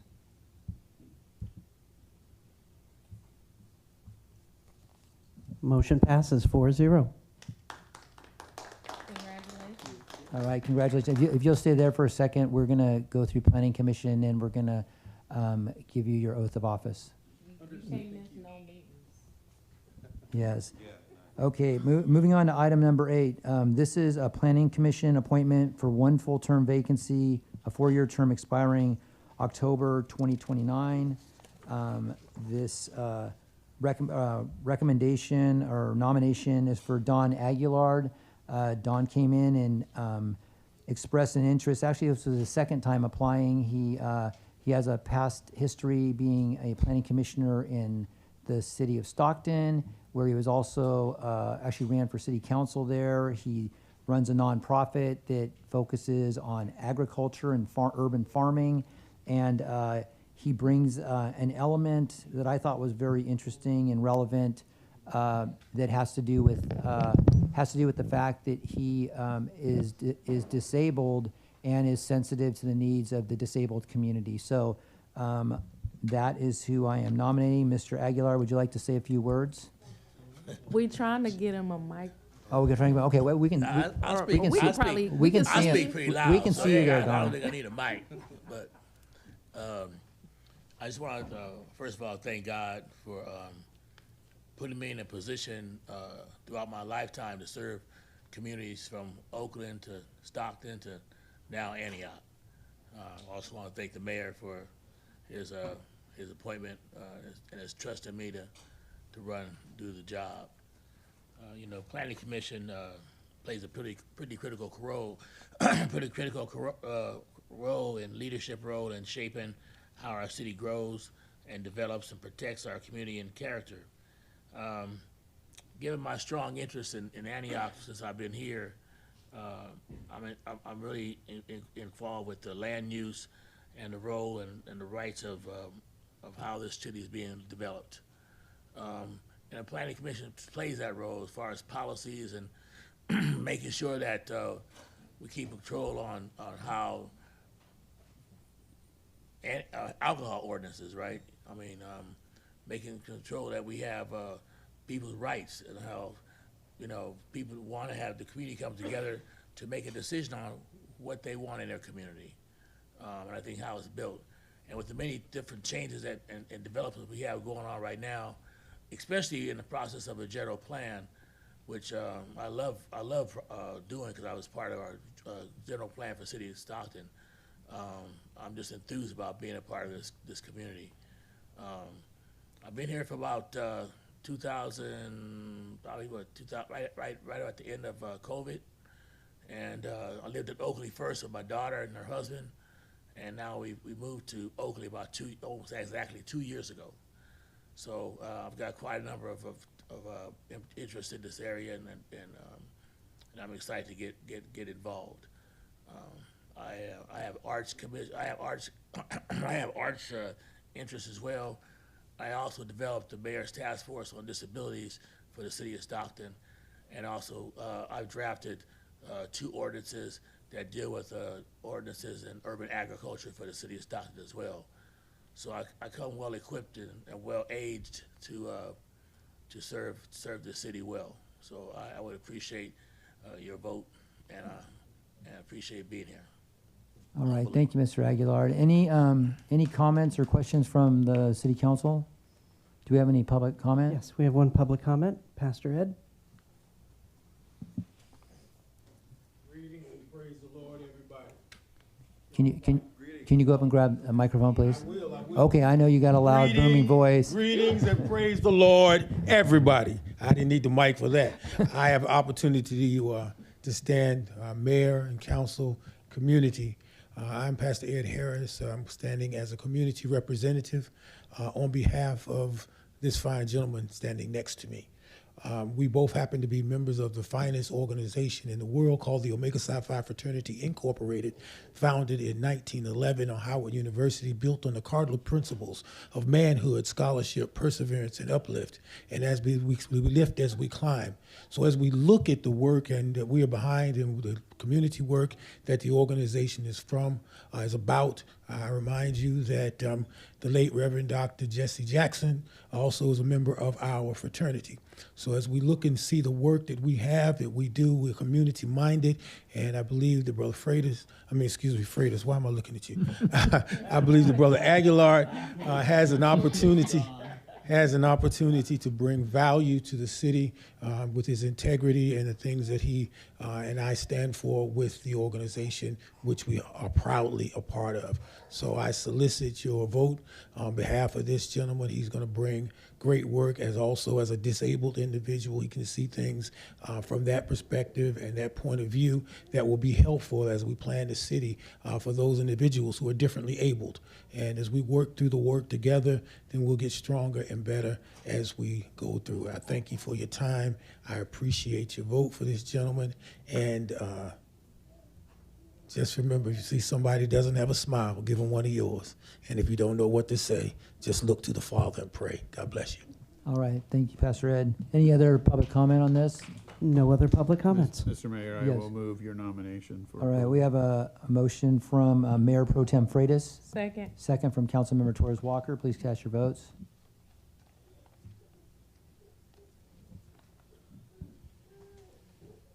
Motion passes 4-0. All right, congratulations. If we could have the city clerk please swear them both in at this time. Yes, thank you very much.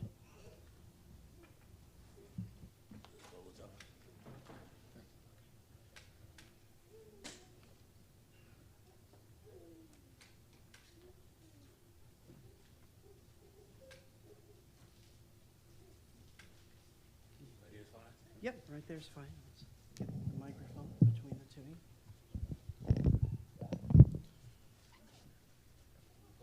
Raise your right hand. I state your name. I, Addison Peterson, Do solemnly swear do solemnly swear or affirm or affirm that I will that I will support and defend support and defend the Constitution the the Constitution of the United States of the United States and the Constitution and and the Constitution of the State of California and the State of California against all enemies, against all enemies, foreign and domestic, foreign and domestic, that I will bear that I will bear true faith and allegiance true faith and allegiance to the Constitution to the Constitution of the United States of the United States and the Constitution and the Constitution of the State of California. and the State of California. I take this obligation freely I take this obligation freely without any mental without any mental reservations reservations or purpose or purpose of evasion, or evasion, and that I will and I will well and faithfully well and faithfully discharge the duties discharge the duties upon which upon which I am about to enter. I am upon about to enter. what I'm about to enter. Congratulations. Thank There you go. Thank you. Congratulations. Let me get a pen and let me get your autograph. All right. Which way is which? Oh, okay, thank you. Can I get your autograph right there? Mind if I use this Right there. pen? Please, really please quick? do.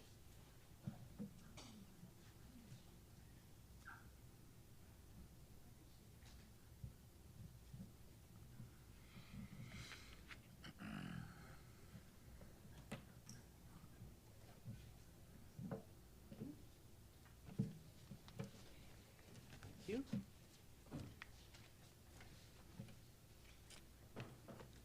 That's for you.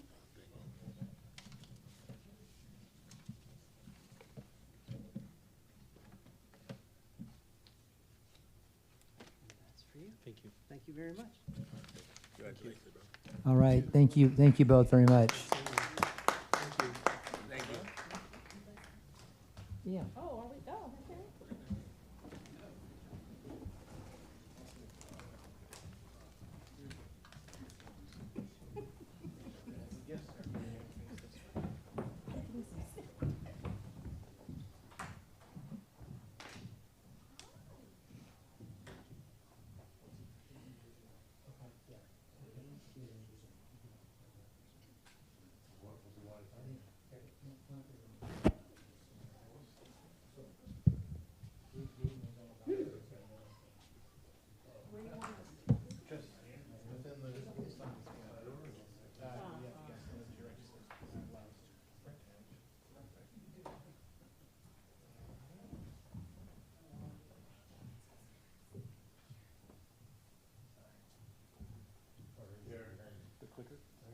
Oh, I'm sorry. I was looking for the clicker.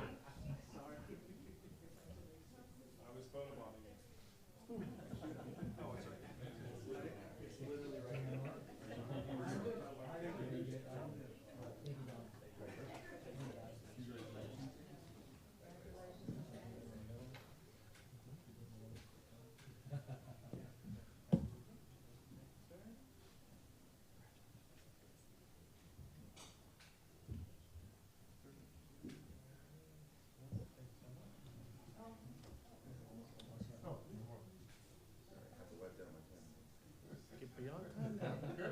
Yeah, thank you.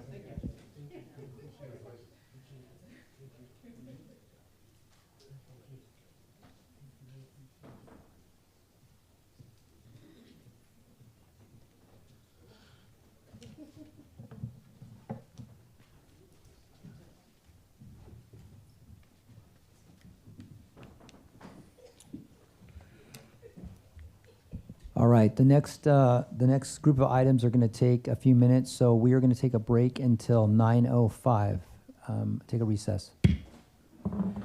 Meeting is recessed at 8:55 PM.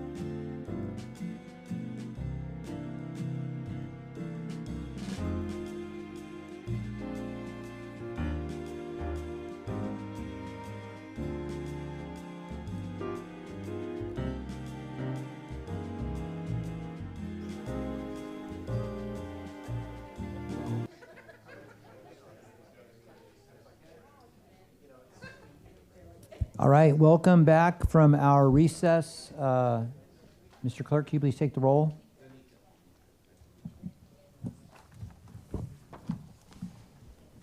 Thank you. Councilmember Rocha. Here. Councilmember Torres Walker. Present. Councilmember Wilson is excused. Mayor Pro Tem Freitas. Present. Mayor Bernal. Here. Thank you. We have a quorum at 9:07 p.m. All right, item number 3, presentations. Our first one is from PFM Asset Management Investment Performance Review, and our city treasurer, Jorge Rojas, will introduce them. Good evening, Mayor, Council. Tonight we're bringing a new presentation from PFM Asset Management, as we agreed from last meeting that we had with them for the presentation to be able to be transparent, as well as for you and the community to know where our investments are standing right now. So with that said, Justin Risuelo is here. He'll be doing the presentation for us. Thank you. All right, thank you. Thank you, Treasurer Rojas, Mr. Mayor, Council, staff. It's a pleasure to be with you all again. I know you have a packed agenda, and I would have much rather have preferred to talk about gold medal wins and winning hockey and all that sort of stuff. But, you know, I'm going to try to keep my comments very brief. As we think about the investments of the city, it's really kind of tied to where monetary policy sits with the Fed. And the Fed, as you might remember from our prior conversations, is focused on maximum employment and goods price affordability. And through those two lenses, in this very myopic view, we think about inflation and we think about unemployment. Now, inflation, certainly that's been a hot topic. You think about affordability, you think about going out to restaurants, you think about groceries, gas at $4.50, those prices are still pretty high. That said, there has been some cooling with respect to the consumer price index, now at about 4.3%. But personal consumption expenditures, which is the Fed's preferred measure for inflation, that has increased slightly. So we continue to keep a very close eye on that. But over the last year, we saw the Fed really lean on labor and unemployment and the concerns around slowing job growth as the main factors for why they decreased rates 3 times last year. We saw 3 rate cuts. Now we see a target rate of about 3.5 to 3.75. So with that said, as we look forward, it seems like the Fed continues to lean on these data as it thinks about its monetary policy setting ability.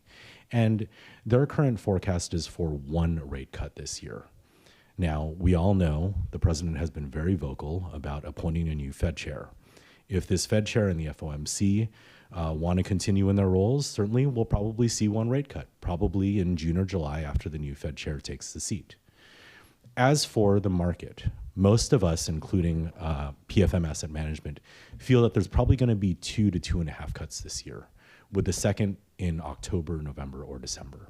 So things to keep in mind as you think about the city's liquidity and how this strategy plays out. I had mentioned in prior conversations that the 2-year Treasury is really the benchmark for how you think about how the investments of the city are performing. So with that, I'm going to fast forward to the Treasury yield curve slide, which is on page 7 of the presentation.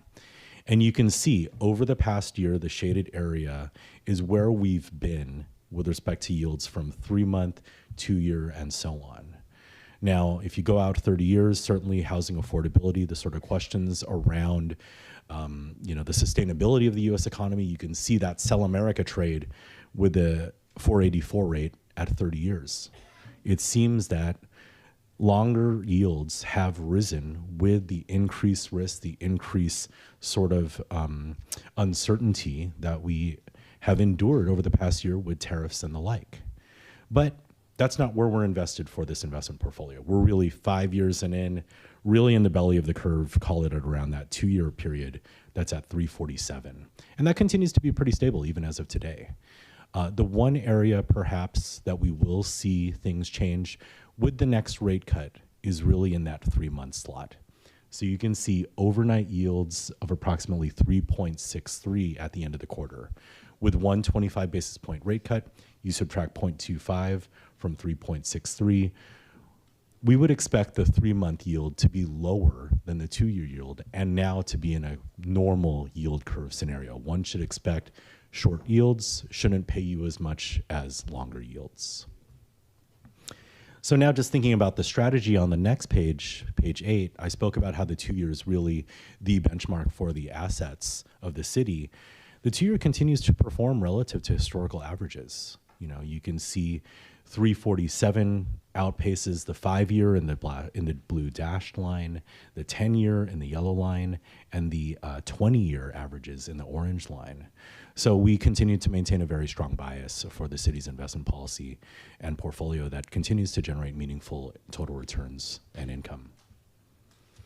So at a high level, you can see here on slide 11, just a snapshot of the assets. You know, these have certainly risen since we last spoke. You can see a balance of about 121 million, which is up from about 117 when we last spoke about the March 31st quarter several months ago. Portfolio duration continues to be right around the benchmark, which is the 1 to 3 year U.S. Treasury index, so at 1.75 years. And yield at cost and yield at market, those numbers continue to be within reason, aligned with how Treasury yields have been moving. Yield at cost, as a reminder, is yield on the portfolio if we held all of the fixed income holdings through maturity. Whereas yield at market is the yield we would expect on the portfolio if we sold it entirely at the end of the quarter. Finally, just with respect to performance, on slide 14, you can see certain periods illustrated here, including the 3-month period that I want to speak most closely about. You can see interest earned of about 1.2 million through the quarter ending December 31st, as well as a positive change in market value of 164,000. That led to total dollars returned of nearly 1.4 million and total portfolio return that was 1.15%. On an annual basis, I would continue to highlight that interest earned is still very high. It's still very close to that 1-year period that was 4.8 million. If we annualize that number, in fact, it looks like we generated approximately 4.88 million. So slightly less than the rolling 1 year, but still meaningfully high with the generally higher coupons that we've locked in over the past several periods actively investing in the portfolio. So with that, again, I know you all have a lot of presentations to go through, but I'll pause to see if there are questions. There are questions. So I am curious. So you're saying that will you never invest in anything greater than 3 years? Because, you know, most of the things that I see with regards to the bond market is that this has been an anomaly for about the past 3-4 years, and it looks like it's beginning to trend down. So I am a little concerned that you have no investments beyond 3 years. So if this is true, that these rates are some of the highest that we've experienced, and it's an anomaly, why wouldn't you put some of these investments in longer term? That's a fair question. I mean, I think for many periods we've been benchmarked against the 1 to 3 year U.S. Treasury index, and prior to 2011, it looks like, frankly, the duration was even shorter, benchmarked to a 1-year Treasury index. So the city seems to have a strong preference at this point in time for liquidity, so that's why it's invested pretty short, but we can certainly engage with staff as we evolve the investment strategy. So what do we need in the next year for liquidity? I think that might be a question outside of my realm, but we do. But you are the financial analyst. We're the investment manager, right. But with respect to city liquidity and day-to-day need, I don't have those numbers in front of me, so I'd have to work closely with staff to make sure that I would be able to answer that question more thoroughly for you. Yeah, if you're telling us these are the characteristics, I really think we need to have a clearer understanding if liquidity really is an issue. I mean, how much does the investments that you have, how often do they flip over? Well, they are actively managed. You know, as we look to portfolio durations that I talked about briefly on the portfolio snapshot side, about 13% of the holdings mature within 1 year. So that would be, you know, approximately, call it $12 million plus available. 87% of it is stagnant. No, I wouldn't say it's stagnant. It's certainly rolling down or actively managed because it's in that 2 to 3 year bucket then, if not within 1 year. Okay. All right, any other questions or comments? I have a quick question. So the 3 month return was the 3.63 that you mentioned, apart from the 0.25% reduction you're expecting. Do we have anything, I couldn't tell from the information, do we have anything invested in anything that short? Do you invest anything that's in 3 months when you see this little bit higher rate?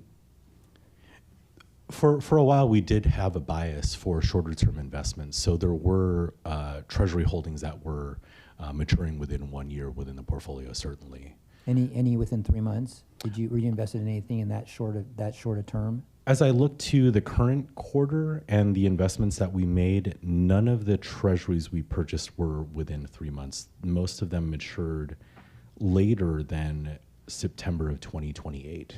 Okay, because you know when you have that little slot right there that's returning higher, you know it could be a quick return, right, and then get the money out and roll it back over again. So that was my only question. Just was wondering about that. Any other questions, council? I do, of the city treasurer. Thank you. Yes. So we've had about 4 of these, you know, in the last year that we've all been elected. And so the curiosity, you're the city treasurer, you're the Correct. elected representative, you provide the community oversight both for the council as well as the community. What's your opinion? Well, as an investment person, I cannot answer that question because we are not required to be licensed to speak about investments. But then again, on my personal opinion, that's what you're asking. As a city treasurer. Oh, as a city treasurer. I'm not asking you personally, Mhm. but as a city treasurer, I mean, I don't know where you're at. You know, are you comfortable with these reports? Are you comfortable with the I investments? am very comfortable with the reports that the And asset why management is why? freaking. Why is that? Because of the main reason that I can see the return and on the safety issue that we cannot just looking at liquid investments for, like the mayor saying, like 3 months. Yes, it could be a quick return, but then again, we can have a risk on it too. So, like Justin was saying here, on the stock market is not just something that we can throw money at without really knowing what the expectation would be, even though we want that return to be a quick return. But then again, I do feel comfortable with what the presentation has been since the first time, and besides not obviously knowing what was before I took over that treasury department. So on page 11, under duration distribution, most lion's share of our money is in the 1 to 2 year, and we're below the benchmark. You want to answer that question on the investment side for page 11? I'm sorry, was there a question? Yeah. I mean, my question is, why do you keep on the lion's share, put the money there? Can we please have the slides so that I can highlight what Mayor Pro Tem Freitas is speaking to? Because I don't think we're aligned with what I'm seeing here.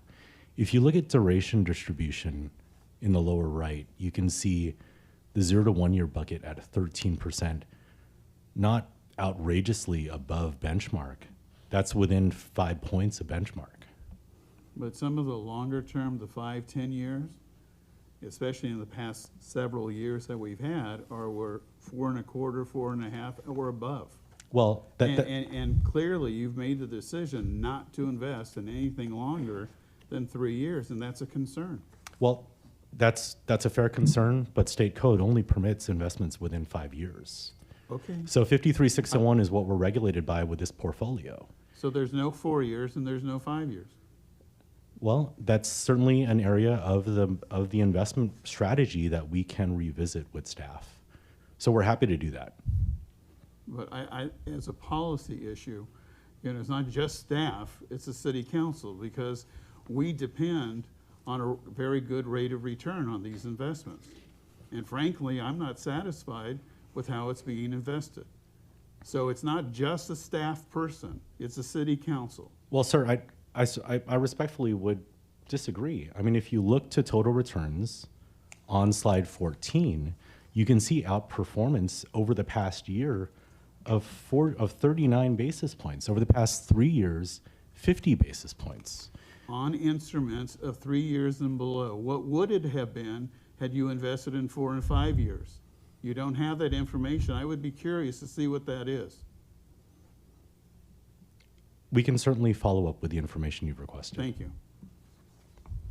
All right. Do we have any public comment on this item? No public comments.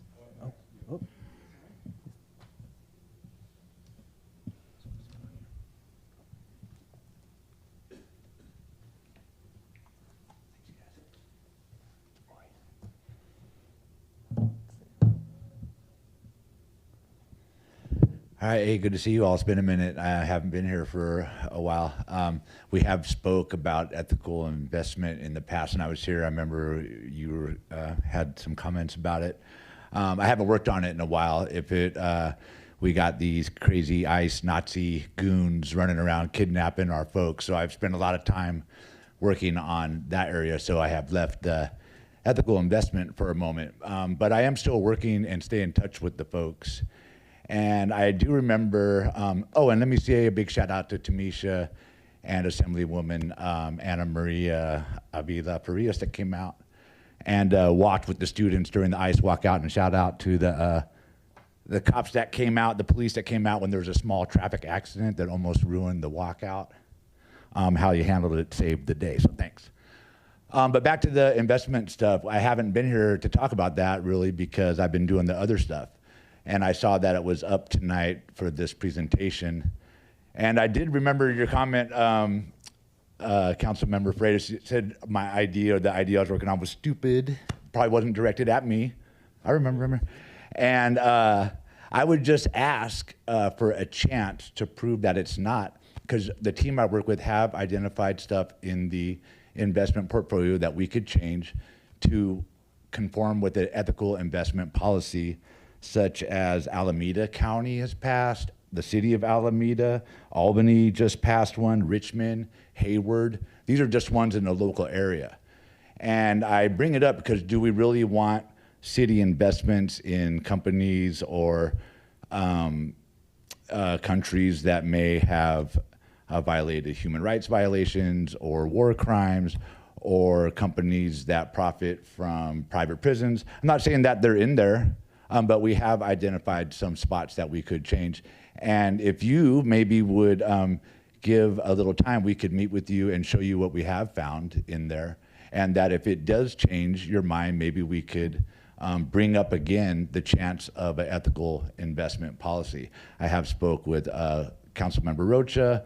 I've met with City Treasurer Jorge, and we've had some pretty thorough discussions about what could be done and what we've identified in there. So I would offer you that opportunity, Mr. Freitas, Councilmember Freitas, Mayor Pro Tem, to hear that, what we have found, and to see if it changes your mind. And maybe we could all agree that we would want city investments to be invest ethically in our community, and investments that don't bring harm to the community but do good. And I'll leave you with that. Thank you. So, wait a minute, Mr. Sterling. So let me just indicate, number one, I did not say your opinion was stupid. That was not true. Number two, you were specifically calling out companies and things of that sort. And the questions that I asked the professional staff is, do we invest in any of those companies? And the answer was no. But if you have different information that the city of Antioch has invested in those firms, our money invested, I would be more than happy to meet with you and discuss it with you. Thank you very much. All right, thank you. Any other public comment? No further public comments. Any other council comments? All right, thank you very much for the presentation. All right, moving on to our next presentation. This is the 2026 first quarter Antioch Police Chief's presentation. City Manager Scott. Yes, thank you so much, Mayor and City Council. Chief Vigil will be coming up. He's walking up right now. to give his presentation, first quarter APD, all things APD. Okay, yeah, just hang out.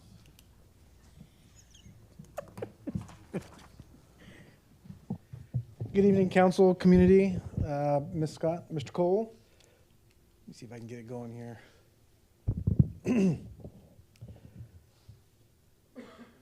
So we'll kind of start at the beginning and talk about our personnel and how they're actively being dispersed through the department right now.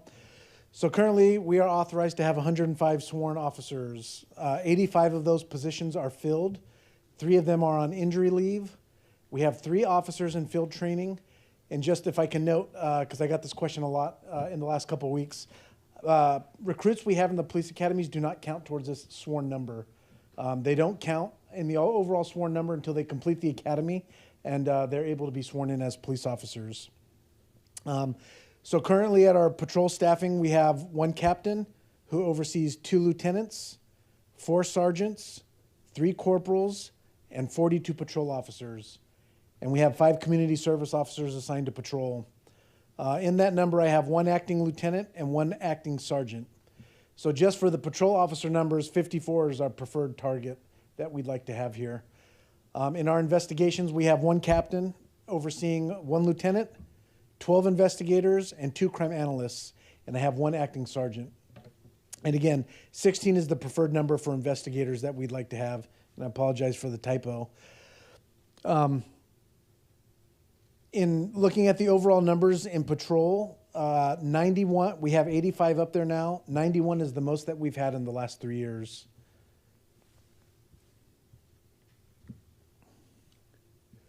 We also have a traffic unit and a set team. 1 sergeant oversees 2 traffic officers. You'll all be glad to know, I heard the traffic complaints earlier. We added a 2nd traffic officer to the traffic unit 2 weeks ago, and hopefully after summer we'll be able to add 2 more. We have 2 officers working on the set team, along with 2 code enforcement officers, and they work in conjunction together. Parking enforcement also falls under the traffic division, and we have 2 CSOs and 2 part-time CSOs. We had an injury to one of our CSOs before we picked up the part-timers, and at one point in time in the last 2 months, we had over 500 complaints sitting in the queue. Between the 4 of them in the last 3 to 4 weeks, they've got that down to less than 5 daily. So they've been really working hard. And for our traffic division, we'd like to have 6 officers is what we prefer to have out there. Traffic remains our number 1 complaint throughout the city. I think you've heard it tonight. We hear it a lot in our community meetings. People are concerned with how people are driving. So we're constantly working and reevaluating to how we can add and force multiply in that area. And then lastly, we have our professional standards division. 1 captain oversees 1 lieutenant, 3 sergeants, and 1 officer. Someone had mentioned it before, that 1 officer is Officer Joseph Amiri, who's doing a fantastic job. And can you say what SET and CSO stand for? Community service officers and our community engagement team. So talking about our hiring and recruiting, and I'd like to give a shout out to the HR department and Ms. Cortez and her staff.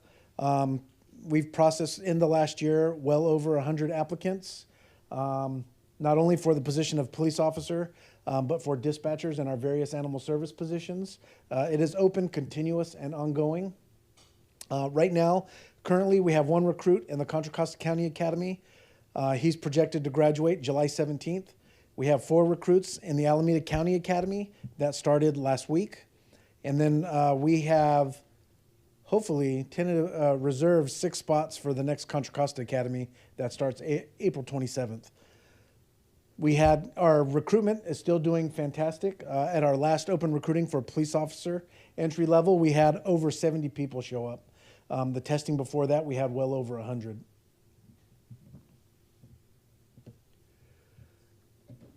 So not only do we have the police department, but we also run a full-time communication center. Like the police department, our communication center runs 24 hours a day, 7 days a week. That is comprised of 1 civilian manager, 4 leads, and 12 dispatchers. Out of those 12 dispatchers, currently we have 4 vacancies, and I have 1 on injury leave. Here's just a few of the functions that our radio and communications teams travel. They handle the radio traffic on our primary channels as well as our backup channels for a host of departments and bureaus within the police department. So for our police officers, for code enforcement, for our CSOs, for parking enforcement, animal services, and the Angelo Quinto community response team. As well as answer calls, they take care of all the fire transfers, medical, CHP, and sheriff's transfers. So if somebody calls in, hey, this is where I'm at, this is what's going on, our dispatchers have to, hey, that's not in our city, let me transfer you to the right city, let me transfer you to the right fire department, let me transfer you to CHP. And as on top of all that, they do all of our CAD entries, which are our computer-aided dispatch. So they keep notes on the call for the officers. They enter all of the notifications for missing persons after hours. I was going to add something else. And all of our restraining order after hours entries. They also handle all the after hours public works notifications. So here's a breakdown of the calls for service, and I'll kind of explain this in a way that makes sense without confusing anybody, because it can be kind of confusing. Our communication center runs off of a 7 and a 10-digit phone number incoming call program, if you will. There's for the phone calls taken, and I'm just going to focus on 2025. For right now, our communication center, 14 people, 4 leads, and 1 supervisor took over 200,000 phone calls last year. And that's everything you saw on the previous slide. These are all the transfers. These are all the sheriff's calls, animal service calls. Our tiny comm center takes care of all those phone calls. Only looking at 2025, of those 200,000 phone calls, 86,000 of those became a call for service. So a burglary, a robbery, a panhandling call, whatever you can imagine, that's what turns into a calls for service where an officer needs to go out. So keep in mind, multiple people, depending on the incident, can call on the same call. So it's hard to look at the numbers and go, hey, how do we go from 209,000 to 86,000? A lot of those callers are multiple people calling on the same incident. I like to use the example when there's a car crash. Somebody calls, another witness calls, another witness calls. 4 or 5 witnesses can call for 1 call. Out of all those calls for service where an officer, a CSO, or someone from the police department is dispatched, 11,000 of those resulted in police reports, where we actually took a report documenting a crime.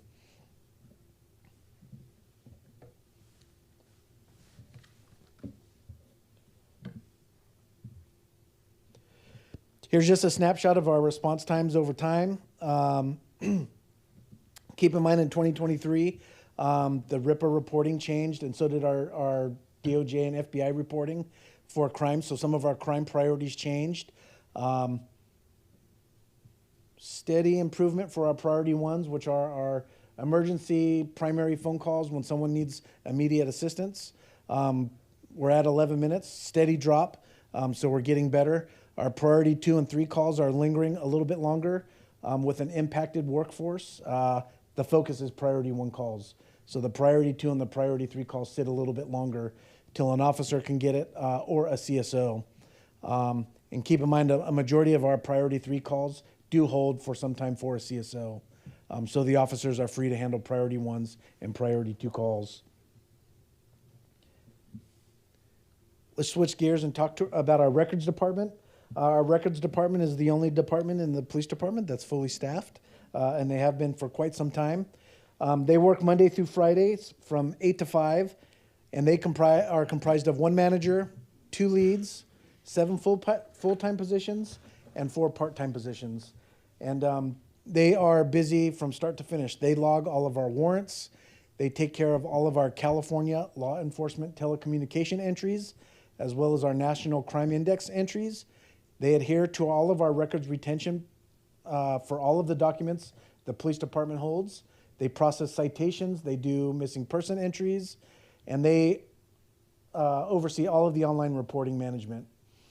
They process the updates for the district attorney's office, do crime lab data entry, manage public records requests, cover the front counter, and take all the non-emergency phone calls to the front desk that do not go through the comm center. So they are busy all the time. On top of that, they also reviewed all of the police reports from last year. They handle all of our PRA requests, Public Records Acts, which was well over 300 last year. And they filed over 1,500 cases with the district attorney's office. So the records department is a very integral part of the police department, especially when it comes to the day-to-day operations and not only maintaining records, but taking care of all of the data entry at the city, state, and national level for everything that the police department does. Animal services. Animal services. And we have a lot of animals available to adopt, so come and get some. Our animal services is open from Tuesday to Saturday from 10 to 5. We are currently outfitted to handle 51 dogs because we have 51 dog kennels and 70 cat kennels for a total of 121 animals. We are over capacity every day. The space has not grown with the city, and the shelter size has significantly lacked growth for the last couple of years. So our animal service people work extremely hard. They handle 25 walk-ins daily. Our vet is doing spay and neuters daily. Our ACOs are handling between 10 to 20 calls per shift. And we have between 80 and 160 animals in the shelter on any given day. Our animal service team works hard. We have 18 positions in the unit, 9 full-time employees, 3 full-time vacancies, and 5 part-time employees, and no vacancies there. We currently have open recruitments for the shelter manager and 2 animal control officers. So it just kind of seems it's a lot of work. And again, to HR for trying to help us diligently fill these positions. Our animal service is probably one of the hardest working departments in the city because of what they do on the day-to-day and what their staffing level is. So as we kind of round out the animal services, here's some of the big accomplishments they had last year. 852 spay and neuter surgeries. They do this in-house, and they also have vouchers to have this done off-site. We replaced our walk-in cooler. I know you all helped us with that last year. That was a big ordeal because our walk-in cooler kind of takes care of our animals that are no longer here no more. Through donations, we distributed over 2,500 pounds of food for animals throughout the city, hosted 5 free vaccination and microchip clinics, hosted a pizza potty adoption event where we partner with different nonprofits and help in waiving fees, highlighting animals and helping animals find homes out in the community, and fundraising to assist with adoption prices because it can get kind of pricey, especially if people who are on a limited income find the animal that they have to make part of their family. We'll transition here and talk a little bit about some of our crime statistics. Here is a breakdown year by year. I went all the way back to 2021. We are very much trending where everyone else in the Bay Area is trending in terms of our crime stats. There's a host of different reasons why we have reductions and increases, and I'll just kind of go down the list. We're seeing a big increase in, not a big increase, it's not a big increase, but an increase in rape and aggravated assaults because we are having a spike in family domestic violence and sexual assault activities. We're also seeing a little bit of a spike because now there's more advocacy out for victims of certain crimes, and they're being encouraged to come forward and contact the police, not only through within the city, but we're seeing it at the local medical centers and some of the counseling centers within the city too.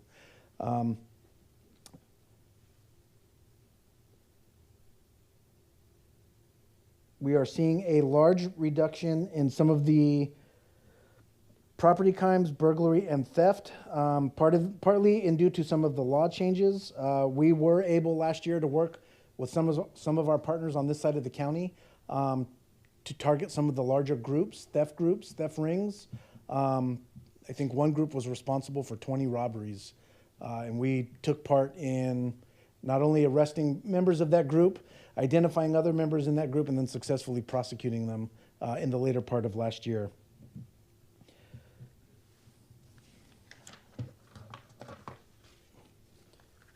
Here's a breakdown of our shot spotter statistics.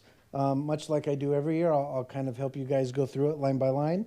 The first section are alerts. That's when the system detects gunshots or perceived gunshots. The second section, incidents, that's when it is determined there was an incident and a call is made up. Now, there is a difference in the numbers here because some of the numbers in the very first aisle can be from the same incident in the second aisle. So much like the calls for service, if there's multiple shots detected in one area, one location, one street, it gets categorized into one incident. So you could have 4 or 5 alerts for one incident.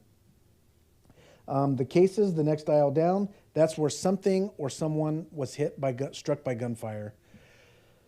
The category after that, non-fatal shootings, that is when a person is shot and then survives. And then the last section is a person is shot at and not hit.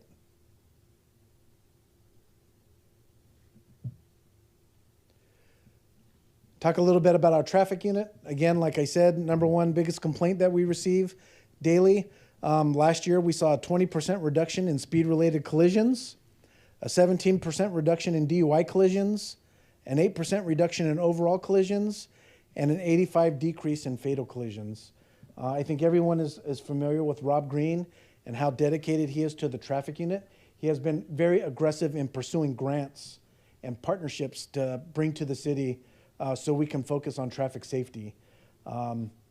He was able to get a grant that helped pay for a lot of education as well as a lot of operations, but also to help bring us up to speed with the Contra Costa County DA's office with our e-site program, which streamlines the workflow, sends everything straight to the district attorney's office for filing, so it's less paperwork, so they could spend more time out on the streets. We'll talk a little bit about the Community Connect update. This is formerly Spider Tech. So what this does, this is a computer system we purchased a couple of years ago to kind of let us know how we're doing, gives us feedback. Anytime someone calls the police department, they're able to leave a phone number, leave an email address to get updates and to get a response. At the closeout of the call, the caller gets a brief survey, and then they can fill it out and replace it. So out of the out of just over 52,000 surveys that we sent out, we received just over 12,000 responses, which is an 11% response rate. And on a scale of 1 to 5, that's how each area, and there's not a laser pointer, so I can't point it out no more. That's how each area of the police department did. Our dispatch center, a 4.6 out of 5, fantastic. Our response time, a 4.18. Officers' professionalism, a 4.6, and overall the police department, a 4.9. We do take community feedback seriously, and we're striving to steadily make improvement in all areas of the police department so those scores can come up across the board.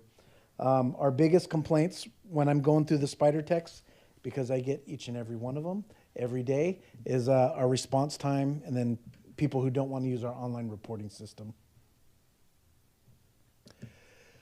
Let's talk a little bit about community engagement over the years. A big increase between this year and last year. Sergeant Dan Fashner and Officer Joseph Amiri wanted me to remind everyone the big jump is because of them.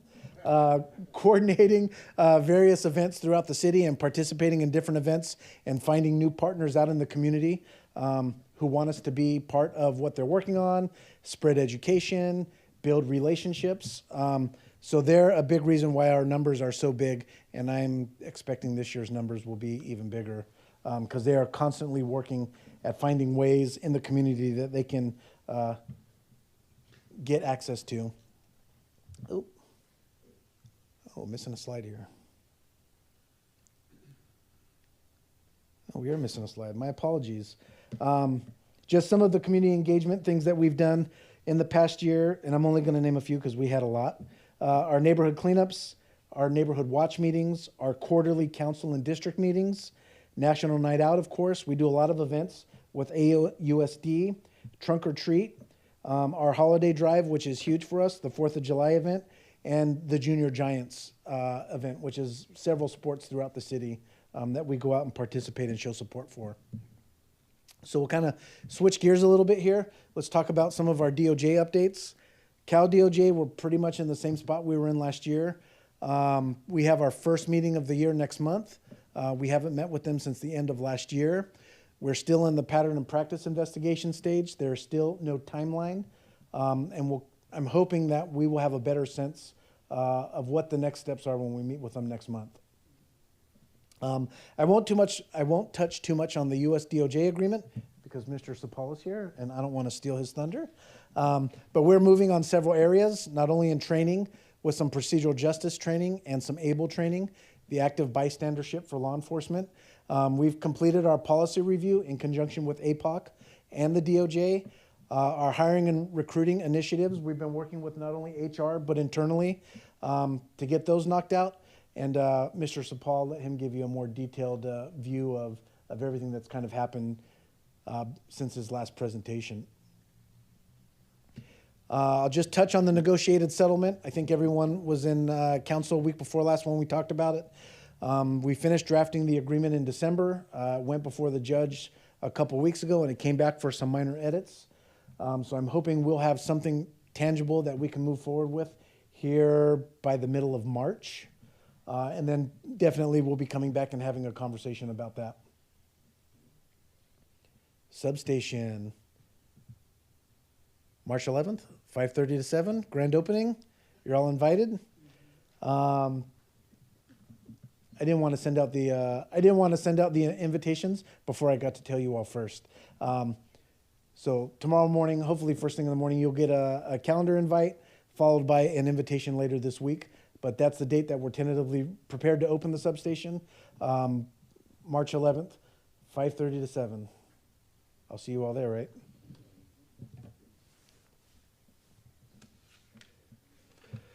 So let's just talk about some of the things that we accomplished in 2025 as a department. And there are too many to list. I could probably sit here for an hour and talk about all the work that we did last year in a host of different areas. So I'll just kind of leave this up there. I'll let you all work your way through it. And then I'll pop to the next slide. And again, this is just a small snapshot of everything that we were able to accomplish last year. This doesn't include the 25 vehicles that we purchased. It doesn't include all of the other equipment and training that we brought into the department that we had not done prior to this last year. So we really were able to move through a lot last year, especially with our impacted staff and our staffing capacity.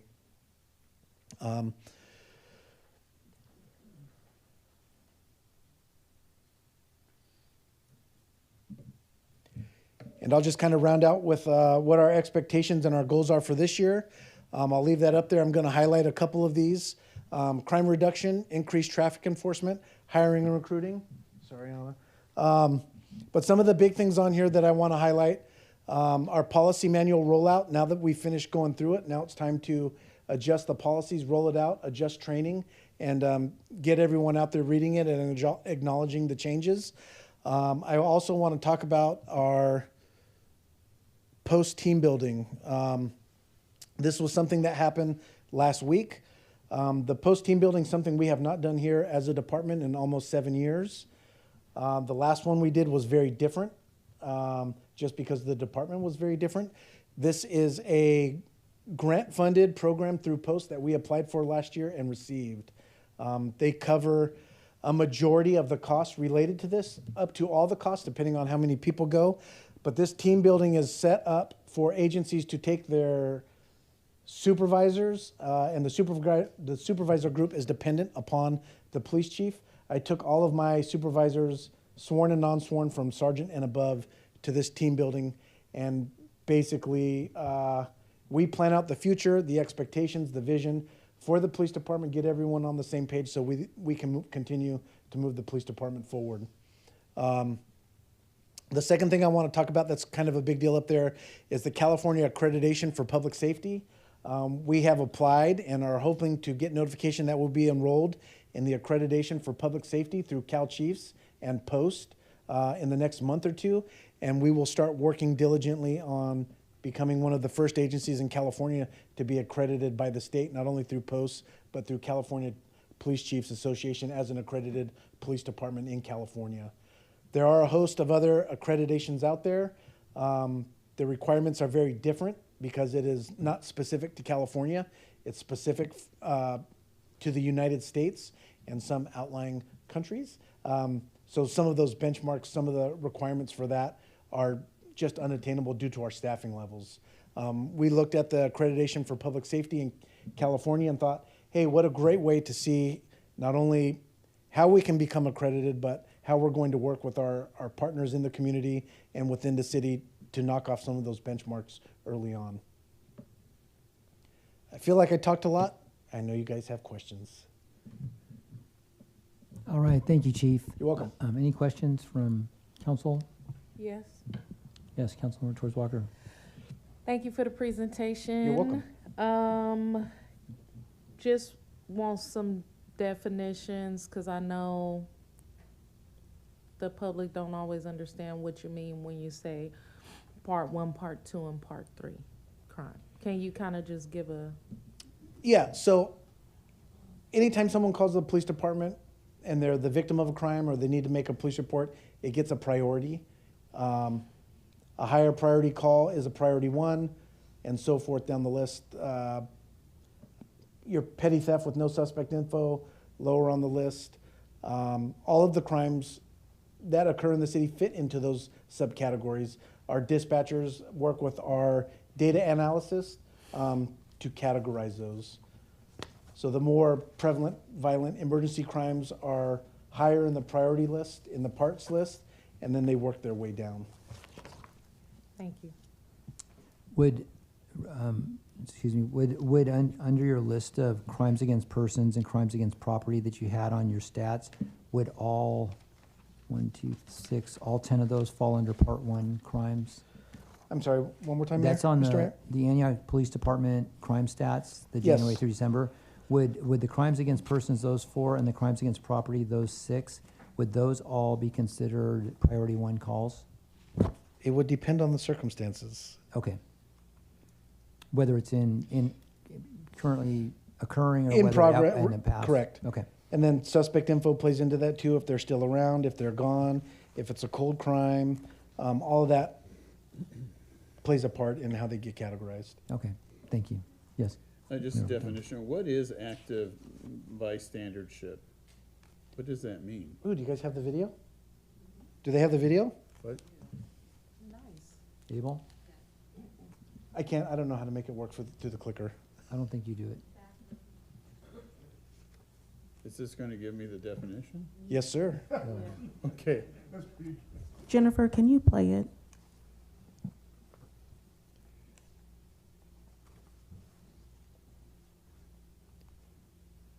While that's waiting, I notice in 26 and beyond, working with the Antioch Unified School District, I'm just curious, do we work with private schools here in town? I mean, do we have any interaction with them?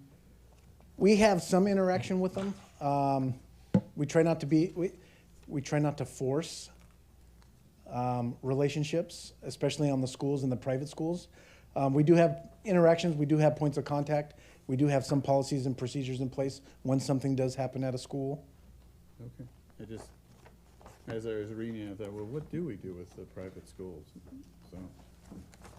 Well, Rocket Ship is a charter, and it's up the street from me, and my granddaughter goes there, and every event, the chief, almost every event I've been to, the chief is there, other staff from the police department, having a connection with the principal and teachers and other folks.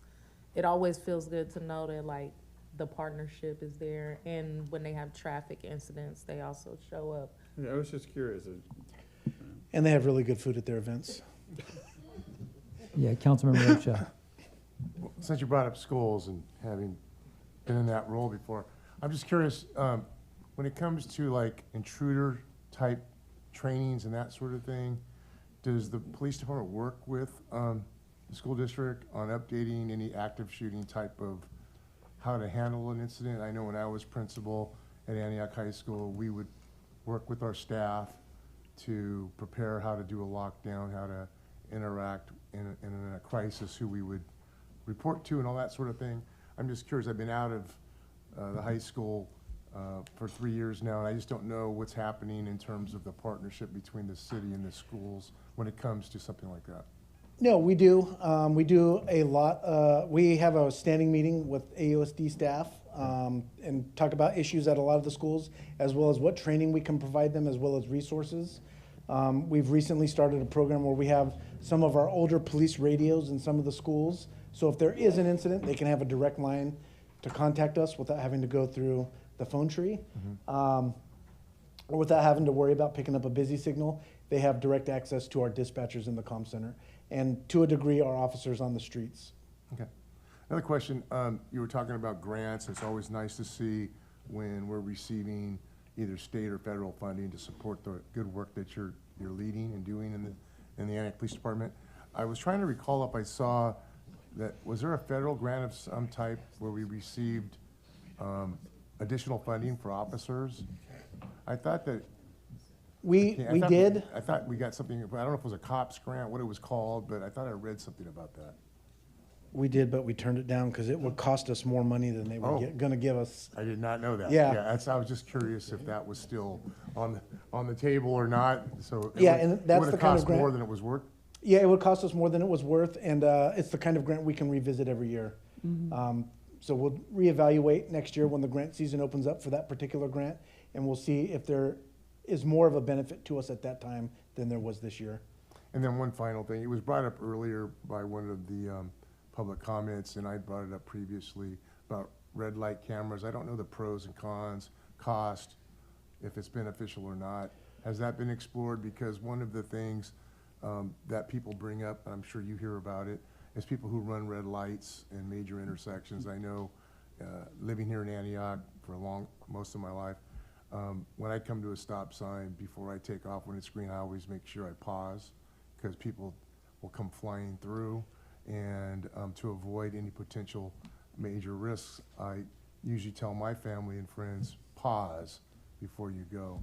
And I'm just curious, when I go to other cities, sometimes I'll see, it'll pop up, it'll say red light camera, or on your GPS, it'll tell you.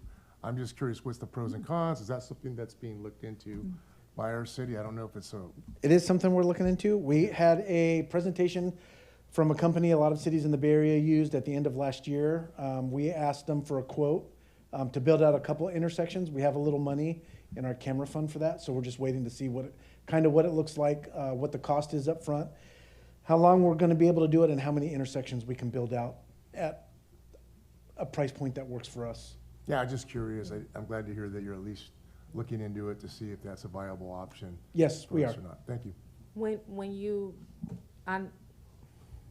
Public surveillance is a really nuanced issue. I'm not a big supporter all the time, but I know the necessity of needing community cameras. It would be important for me to kind of know, and I'm sure y'all will talk about this when you come back with the red light camera information, is around data sharing. What the data sharing policy is going to be, who is going to have access to, the footage, the photos, things like that. What would they be used for? Just because I know it's a lot of heightened concern in the community right now, especially with the issues around flock cameras and ICE having access to camera systems in different cities with, the immigration issues. So just really concerned about hypersurveillance, how it's being used, the policies, how the data sharing. So if that could be something that's shared when you come back, that would be great. Yeah, and I believe Lieutenant Whitaker included this in his presentation. We don't share it's a settings. I don't know if it's an issue, but it's how you set your cameras up. It's a settings for who has access to it. We do not share with any federal agencies. We never have. We just did an audit 2 weeks ago. The functionality is not turned on our cameras. They never have been. Chief, there was also, I had read some new technology where they have some speed detection cameras that can catch people speeding and write them tickets for that. Is that something that we also would look into potentially? That's part of the same red light camera package that we're looking at. Again, it has to work for us, and it has to be at a price point that's in our range. I will say, just to clarify, because I think a lot of people think, oh, you get the cameras and it's automatic. It's not. Some of these programs need a dedicated officer who needs to monitor the cameras. There's a component of pulling the evidence, preparing for court. So when we look at the cameras and the options, we're going to be looking at all of that. Okay, perfect. How's our PAL program doing? PAL program's going good. Okay, I mean, I'm the president of PAL, so I heard you mention, I think it's going all right. I heard you mention junior giants, and I was curious, you know. Yeah, we are just wrapping up the Junior Giants flag football season. We've hit a couple of games. I've hit a couple of games. I know a lot of the other officers have hit a couple of games every Tuesday and Thursday at the middle schools, 4 to 7, if you're bored. But yeah, Junior Giant season's getting ready to wrap up, and we're getting ready to start our spring programming. Okay, perfect. We had previously, as far as recruiting is concerned, offered $30,000 bonuses, which I understand we're no longer offering signing bonuses. What's your thoughts on that as far as whether that was beneficial? Would you recommend starting it back up again? We let that sunset last year at the end of the fiscal year because it wasn't working. We were finding the laterals who were coming here had to go through a full training program, and the whole point of having the lateral incentive is to bring laterals who are plug and play, who can help. And we were paying lateral officers the same thing we were paying academy graduates to be in training the same amount of time. So it wasn't beneficial. Okay. Reserves. Have you considered using reserves? I noticed that you have the chaplain program and recruit. Go ahead. Yeah, I have not. The cadets. Our priority is hiring police officers. I like the reserve programs, but the reserve programs, I think a lot of people forget, they have to do so many hours of training a month. My staff has to regulate that training, provide that training, and then make sure they're getting to that training on top of letting them work. So our priority is going to be hiring police officers first. That's definitely the reserve conversation is a conversation we can have when we get close to full staffing. But I'm not entertaining a reserve program at all right now. Okay. Community center substation out at Antioch Community Center, that was something that council had mentioned during our priority setting. What's happening, if anything, with that? In talking with Public Works, we're not going to be able to occupy that space until the people occupying that space move into the offices down here. Okay. So Yeah, I can give you an update operationally on that because a lot of times our operations at City Hall also impact the chief's operations. It's a big puzzle. So I'll come back with information on that. Okay, perfect. Are we ready to pop up that ABLE video real quick? Jennifer, thanks. Fingers crossed. There we go. Yep, you asked for it.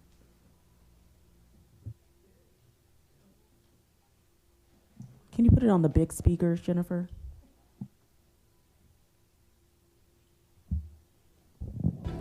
A little different. When you're really new, you may not have the courage to stand up and say something, even if you see, I wouldn't say something wrong, but if you see something that you felt could have been done a different way, they may not have felt comfortable enough to do that. ABLE is an intervention program designed to reduce harm and transform culture. So we have a lot of policy out there related to duty to intervene as well as law. Officers don't know how to intervene, and that's where ABLE steps in. In this career field, you're gonna have awkward conversations all the time. You could be out on patrol and somebody comes up to you asking you a question that you really don't know the answer to, but you got to give them something because you're wearing the badge.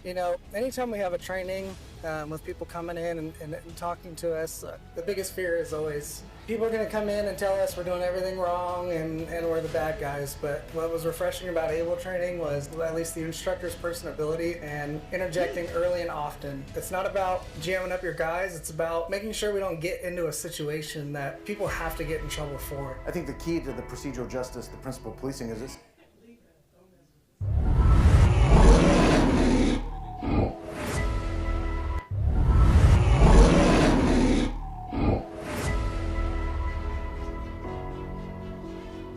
When I had first started, it was one of those things where you keep your head down, yes sir, no sir, and you do what you're told. Back in the day, it was kind of a little different. When you're really new, you may not have the courage to stand up and say something, even if you see, I wouldn't say something wrong, but if you see something that you felt could have been done a different way, they may not have felt comfortable enough to do that. ABLE is an intervention program designed to reduce harm and transform culture. So we have a lot of policy out there related to duty to intervene as well as law. Officers don't know how to intervene, and that's where ABLE steps in. In this career field, you're gonna have awkward conversations all the time. You could be out on patrol and somebody comes up to you asking you a question that you really don't know the answer to, but you gotta give them something because you're wearing the badge. You know, anytime we have a training with people coming in and talking to us, the biggest fear is always people are going to come in and tell us we're doing everything wrong and we're the bad guys. But what was refreshing about ABLE training was at least the instructor's personability and interjecting early and often. It's not about jamming up your guys, it's about making sure we don't get into a situation that people have to get in trouble for. I think the key to the procedural justice, the principle of policing, is it says,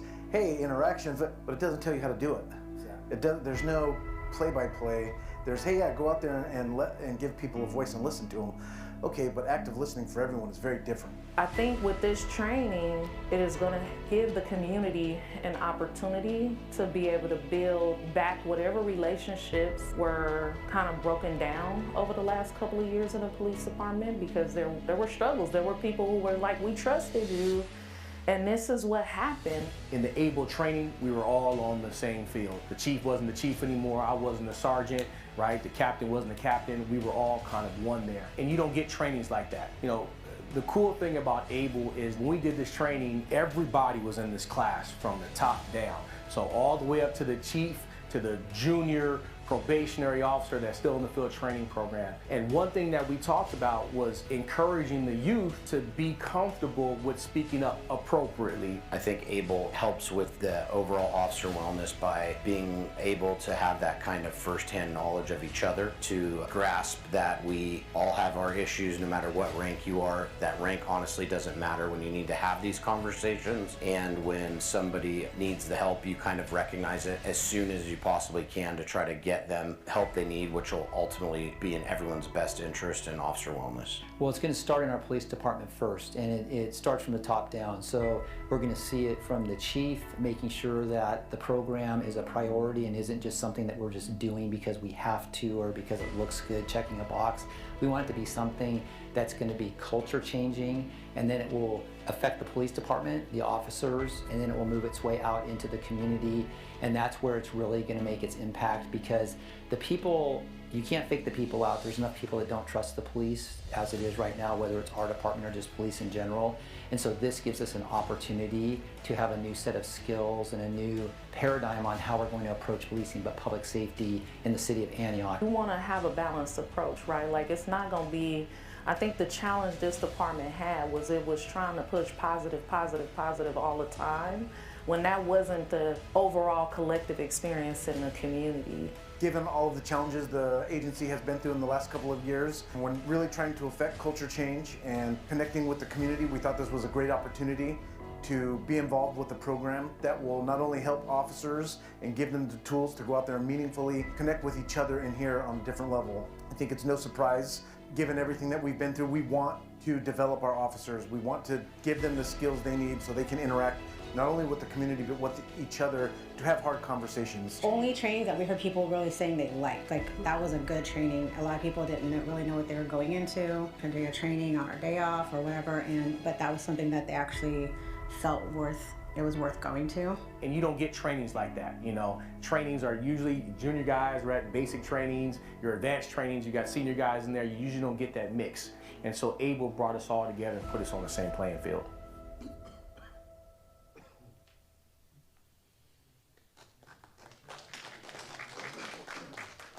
Thank you, Mayor Pro Tem. Yeah, that was great. We're going to have a video. Yeah. You asked for it, you're going to get it here. Yeah. So All right. ABLE stands for what? Active bystandership in law enforcement. All right. Well, Chief, thank you very much. Do you have any public comment on this item here? Mr. Becker?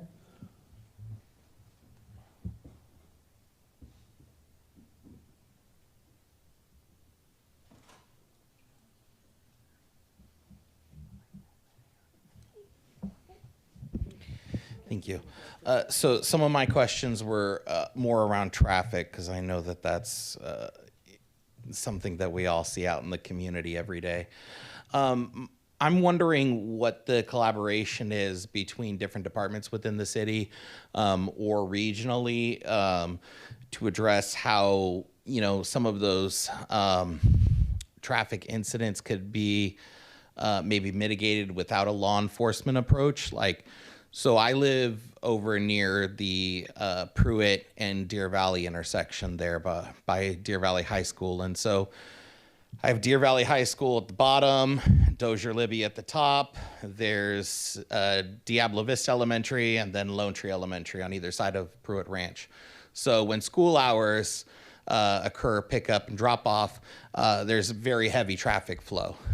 What you end up seeing is that the intersection point at Deer Valley and Pruitt Ranch, those light cycles are consistent throughout the whole day. And so what ends up happening is you get a very short light cycle going east to west on Pruitt during those traffic times. And having lived in that area for almost 30 years now, I have probably seen conservatively 200 vehicles run that red light because they couldn't make it through that light. And then you have the vehicles that are flying up and down Deer Valley. And so it's a collision point constantly. We had a motorcyclist that passed away at that intersection point just a couple of years ago. There's always accidents there. And so, you know, I'm wondering, could that be addressed through addressing those light cycles? Is there an opportunity to, during the time period, increase the time for those green lights going east to west on Pruitt? And is that also something that could be done at other intersection points at the city? Because I know that our traffic signals are managed through the county, I believe, but I'm wondering who maintains the light cycles, or if they're paid for through the county, however that relationship works. I know I've seen Contra Costa County out there at the intersection points up on the replacing the signal beacons. So, and then the other question I had was on the training. You know, right next to APD, you have where this boat storage was, over 200,000 square feet of vacant industrial space. And I know APD used to like to go out to AMC theaters and train in there when it was vacant. Is there an opportunity to create a training space that not only works for APD, but also could work regionally for other law enforcement agencies? I know Contra Costa Sheriff's moved into the InShape building. That could be an economic driver, and Swenson is just sitting on that property with low lease rates. Thank you. Any other comments?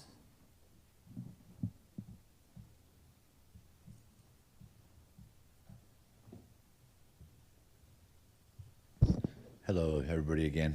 See if I can get through it in 3 minutes. If not, I'll come back after the DOJ one. But I saw Tamisha's post about the transformation that's happening, and it kind of inspired me to come down because I felt like I was a part of this since most of you already know that I was attacked in 2009. I was choked unconscious. I was beaten with flashlights, punched in the face. After I woke up, I was kicked like right in my eye and in my nose, which broke my nose and busted my eye open.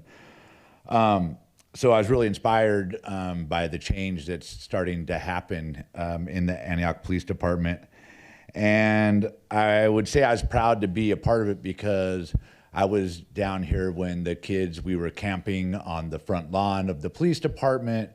We actually taped up the city hall with police tape and didn't let no one in one day. And we were doing all this before the text message scandal happened, right? So we were out there. People were calling us names. People threw eggs at us when we were out there. Some of the younger folks even got threatened with violence from passersby.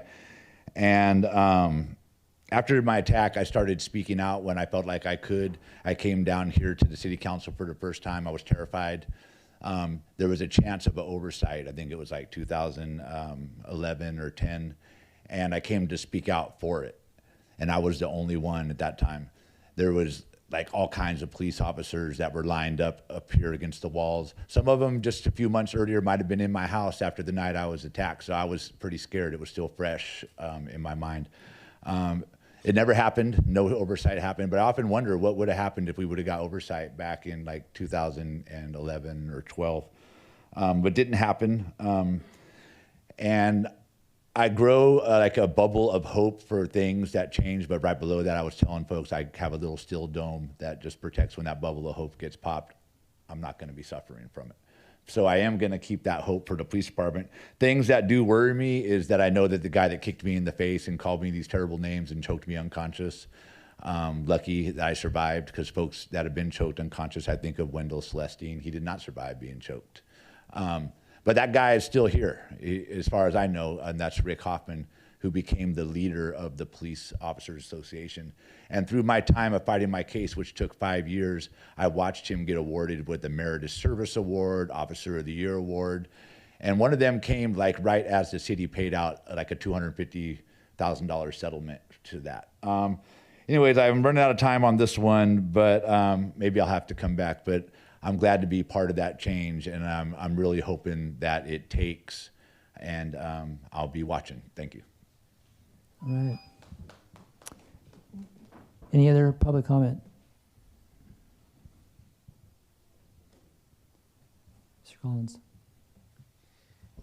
Yes, good evening, Mayor, City Council, and Antioch residents. My name is Robert Collins, and our family was affected by policing in Antioch. I'm Angelo Quintos' dad, and Cassandra's the mom. But I wanted to, thank you for the work that you're doing, Chief Vigil, the police department, and you, our elected leaders. I see progress here, and it's encouraging for us. And I know these are difficult issues to deal with as any community, and so.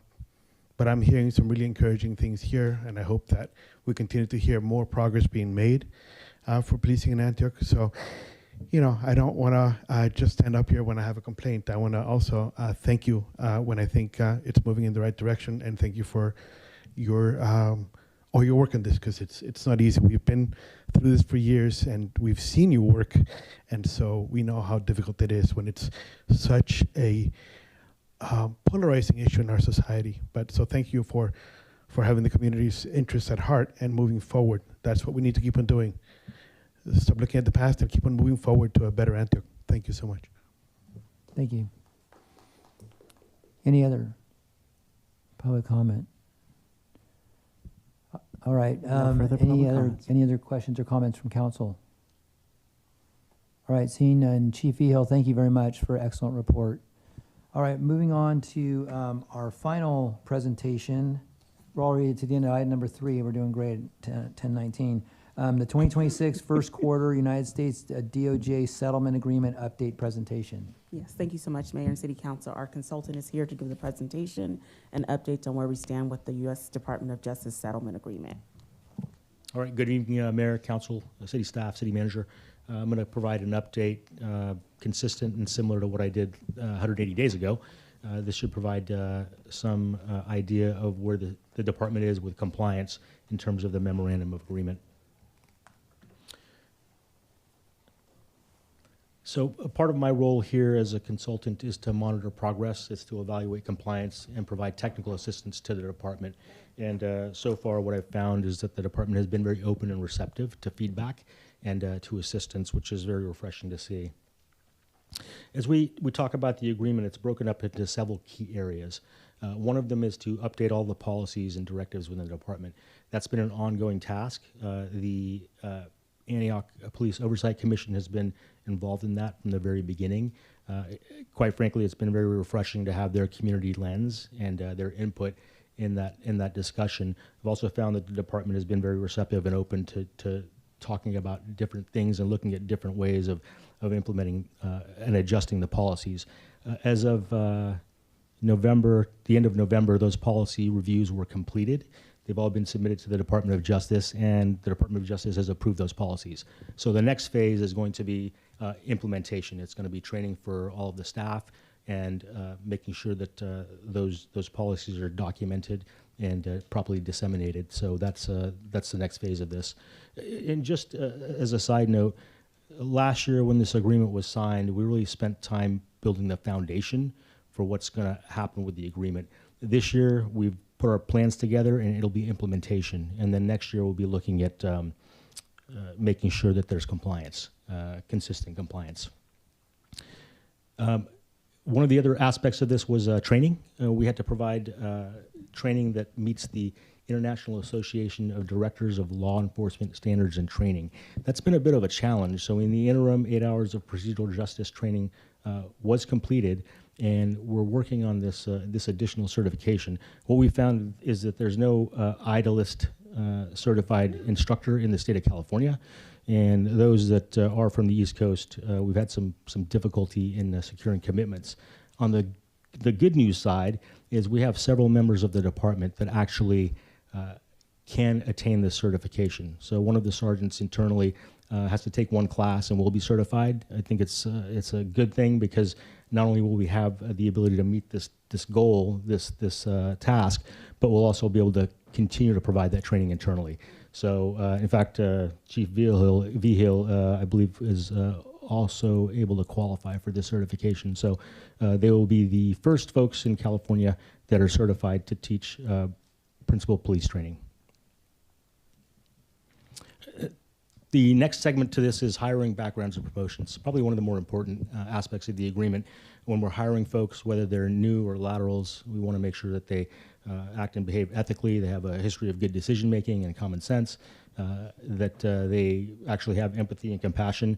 And I'm happy to report that the department, for the most part, was in complete compliance with what the agreement specified. The same applies for a promotional process. We want to ensure that folks who are going through the promotional process are not subject to any pending internal affairs complaints, that they don't have a history of discriminatory policing or excessive use of force, and that they have shown a commitment to constitutional policing. All of the aspects of this part of the agreement were completed. The department was required to complete a recruitment and retention plan by the end of November. They've completed that plan. It's been turned into the U.S. Department of Justice, and it has been approved. So we're moving forward pretty well on this aspect of the agreement. The next portion deals with data collection and analysis, and this is an area that we're struggling with a little bit, partly because we need a statistical and policy analyst to assist with data collection and analysis.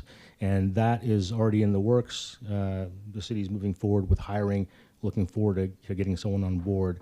We did have to create some data collection protocols for the Department of Justice to ensure we're collecting proper data and we're doing it in a responsible way and that we're analyzing it appropriately. So that document was completed. It's been sent to the Department of Justice. It's been approved, and we're able to move forward. So once we get someone in place to harvest this data and properly analyze it, we'll be in compliance, in full compliance. Just so you're aware, police departments are typically not set up to have software systems that deliver exactly what you want. There's different vendors and different systems, and essentially you have to physically pull data from all of them and then make it make sense. So there's a pretty significant heavy lift with this data piece, and the department is moving forward to meeting that goal. Complaints and misconduct.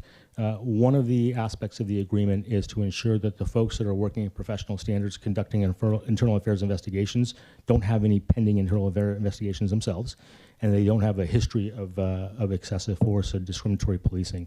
So I've gone through the personnel files and evaluated those things, and we're in compliance. The one area that we do need to work on is developing internal affairs complaint procedures. There is a protocol in place for how these complaints are evaluated, but we need to put them on paper. So that's currently in the works. The other piece of this is we have to have a robust system in place to collect information and track data on these investigations. So we can take a look at data over the course of a period of time and assess, are we making sure we're not having disparate treatment with officers? Or is Officer A getting disciplined for one infraction and Officer B gets something completely different for the same infraction? We want to make sure that we can evaluate that data. We want to make sure, specifically for demographic information. We also want to make sure that the process is transparent. It's transparent for the officers that are involved and for the community. Community should know what to expect when an internal affairs investigation takes place. So that's currently in the works. Language access plan. So this is a big one. I was happy to find that the department already has a language access plan policy. They already had one in place. It's for limited English proficiency. So we have folks in our community that may not have equal access to services because of a language barrier.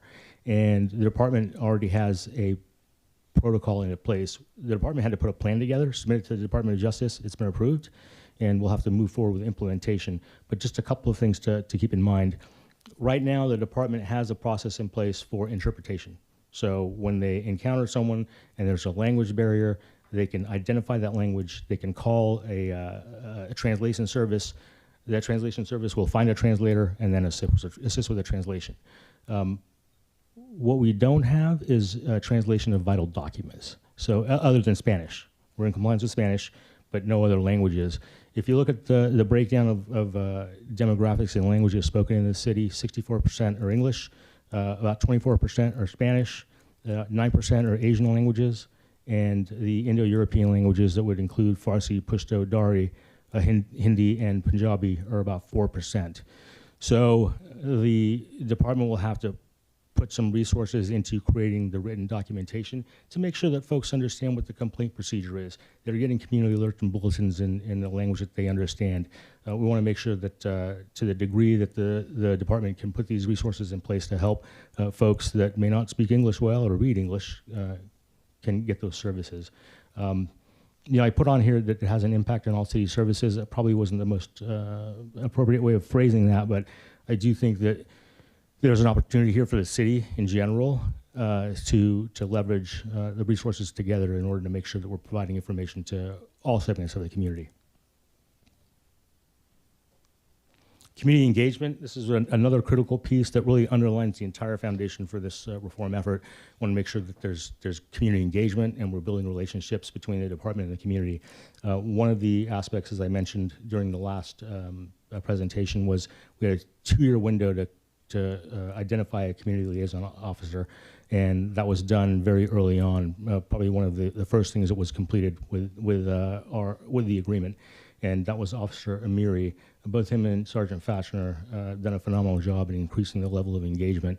The challenge for the department moving forward is going to be assigning 2 folks to the community engagement piece is good, but the entire department needs to be on board with doing that. So as the department builds more resources and hires more folks, this will hopefully trickle down to the very base level of the officers so that they understand the importance of this. The department had to put together a plan to submit to the Department of Justice. That was done. It's been approved. APOC also serves as an important part of this review and putting together the community engagement plan. So this graph, and I have a few graphs that sort of give you an idea of sort of where we are. Everything in blue is essentially what's been completed. So the department is where it needs to be at this point in time. We have additional work to do with community engagement, with language access, with training specific to principal policing, and with the recruitment and retention plan. The recruitment and retention plan was another plan that had to be submitted, and the department, for the most part, has been in compliance and still is. If we were to take a look at essentially all the components of the plan, what you'll find that as far as hiring a consultant, we're in substantial compliance. You could say that it's completed, but even as a monitor, I still have tasks that are assigned to me, and if I don't do my job, then we're all out of compliance. But those things are continuing. In terms of the interim training, that's been done. We're in substantial compliance with that. The non-discriminatory policing permanent training through the ILIST certification, we're still working on that, but I have hope that that's going to be completed fairly soon. At least the certification process will be. And then for the hiring, background, and promotional process, we're in good shape with substantial compliance. Data collection, partial compliance in that regard. We have been collecting data and we have been analyzing it, but it's very challenging with the different software systems that we have. So having someone on board that can actually do a better job in keeping track of these different things will be very important. So that's moving forward. Complaints and misconduct, in terms of our complaint policy, went through some pretty significant changes. And some of those changes I really credit APOC with. For example, one of the complaints that comes up in the community is I make a complaint, then I never hear anything back. And so now there's a window of, I believe, 72 hours for someone to contact the complainant to let them know we received a complaint, we're working on it, and we're gonna get back to you. So there were some pretty significant changes to that, and that's been done. It's been approved by the Department of Justice, and now we just have to roll it out to everyone. Language access plan and the community engagement plan, as I mentioned, we're in partial compliance with the language access plan. The plan has been done, but now we have to implement it. And so we'll move forward with doing that. The community engagement plan, we're in substantial compliance. That's not only been done, but it's operational. I think the department is making very good strides in terms of building relationships and engaging with the community in a variety of different ways. Again, just another pictorial that gives an idea of all the things that have been completed. At this point in time, everything the department needs to do is being done. We've got some additional work to do in some of these key areas, and then we have to maintain where we are and what we're doing for at least 12 consecutive months. Next steps, the IDList certification. As I mentioned, that is moving forward.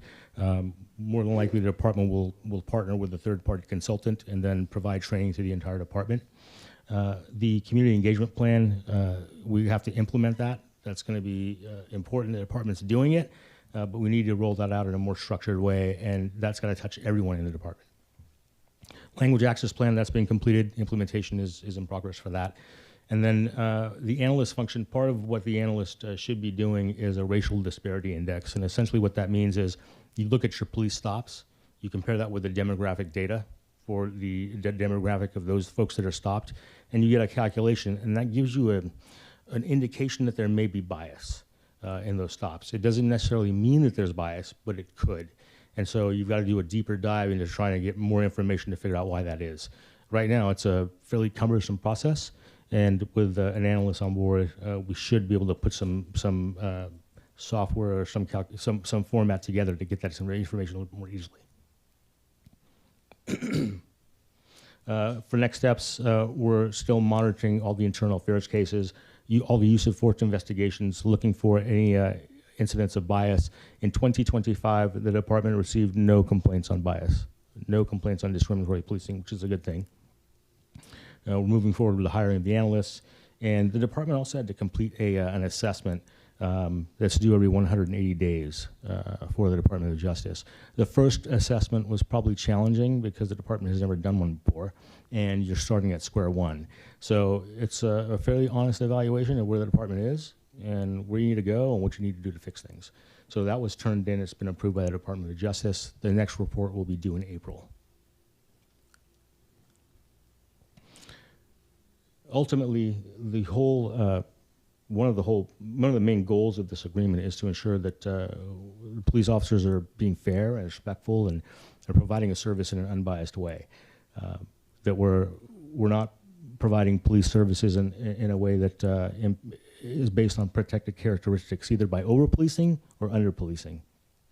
In order to do that, you have to have clear policies, clear training, and clear direction. And so the department is building that foundation and moving forward in a positive direction. These have all been supported by APD. I also wanted to point out, and as the chief already covered, so I'm not going to spend much time on this, but we do have a functional CPSD. I'm just drawing a blank on what that is. Compliance and Professional Standards Division. Basically, we have a captain that was hired from the outside that has some pretty significant experience with compliance and what the department is currently going through. And so that person, that captain, is really the lead on implementation for just about everything in this agreement. And so it's nice to actually have a person in place that has responsibility and the authority in the organization to move things forward. There's also a lieutenant, a sergeant, a community liaison officer. We'll soon hopefully have a data and statistical policy analyst, and we're also supported by a city attorney. So the collaboration has been very good. The agreement, this slide is a mistake. It's not 2 years of sustained substantial compliance, it's 12 months. We have 2 years to meet the minimum requirements of meeting the terms of the agreement. So, as I mentioned before, this year is going to be implementation of the multiple plans and directives, and then moving forward next year, we'll be looking at compliance, if we can maintain this for the next 12 months. So far, we're on the path to success. I've covered that. Final thoughts. I think one of the takeaways from this entire process has been the importance of APOC. I think having that community lens and having them speak for the community has been essential, and it's going to be very essential moving forward. They're a very important part of the community engagement piece. There are segments of this community that the police department is going to have trouble making connections with, and APOC is the group that represents the community and can help bridge those gaps. So, in terms of continuity, I'm really happy tonight that another spot was filled on the commission. We haven't met in a few months now, and that continuity is so important. It's really important. It's very foundational to this agreement, and to make sure that the community has a voice. So, with that, I'll take questions. Any questions from council? No? Any public comment? Yes, Devin?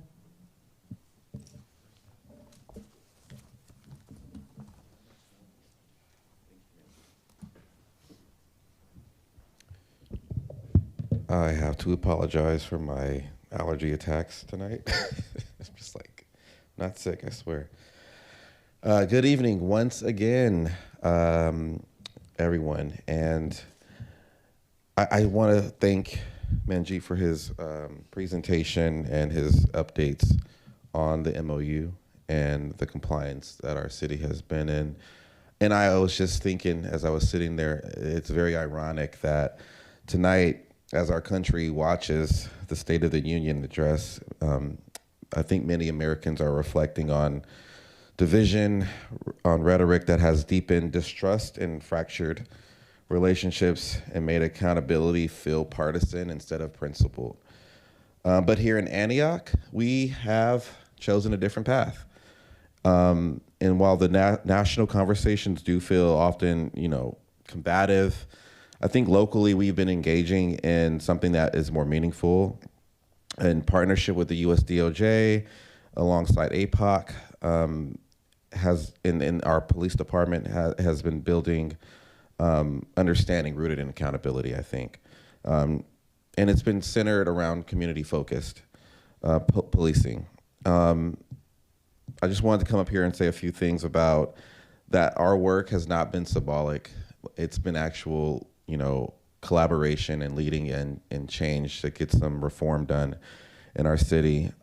It's going to take more time, but here we are doing the work. And I wanted to shout out, the committee, the ad hoc committee that I sit on with Portia Taylor, Elisa Eloquaci, and myself, and the rest of, the folks that were on this, and our other commissioners that have been pushing this work forward.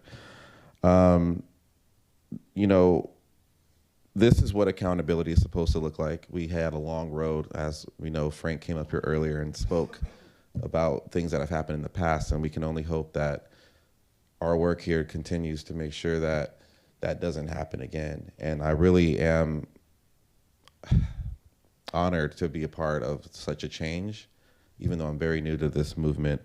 And so I just want to say thank you to all of you for having some stake in having this commission still be, alive in our city. We've had some ups and downs, but the up is what we're seeing. And so we want to keep pushing forward. And just remember that we're all community members. We all need to work our best to getting along with each other. And no matter what that looks like, we are here trying to do the work. So thank you. All right, thank you. Any other public comment?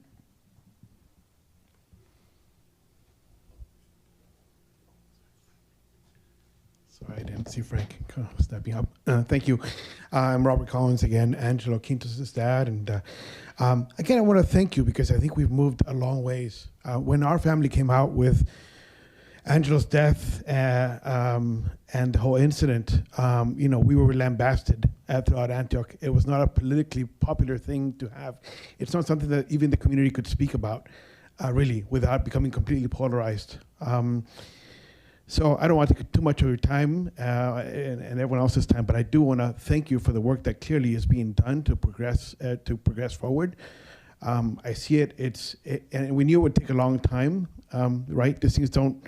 A ship like this doesn't get turned out overnight, and we're still in the middle of those beginning phases, but we're beginning to see those results, and I think that's really encouraging. I'm going to share with you just a little tiny story. One of our many protests, we were in front of the Antioch Police Department years ago, and we were protesting with our shirts about the killing of Angelo. And a woman came to me, and she spoke almost no Spanish. She spoke another indigenous language. And I went with her because she needed a translator. And I went to the police department, and they said that the one officer that spoke Spanish wasn't on duty. And so I had to provide translation services for her. And that is just another example of how, with a significant Latino-speaking community, Spanish-speaking community, and other languages, we weren't being responsive to the community that we're there to serve. So clearly, from the reports that we're seeing, we've made some significant progress, and we have a plan to go the rest of the way. So another example, I think, of the progress that is being made here. So again, I don't want to take too much of your time, but I do want to really thank you. It's been you, it's been some of your predecessors, but all together, you've kept this effort going, and I am thankful because I think you are making a police department that is more reflective and responsive to the community that is Antioch, the diverse community that is Antioch. So, and thank you, Mayor Bernal, for meeting with us, and of course, Councilmember Tamisha Torres Walker from the very beginning, and for the rest of you for also working together, even on issues that can be very divisive. I think we feel we are making progress and having a more inclusive community. Thank you. Thank you. Frank?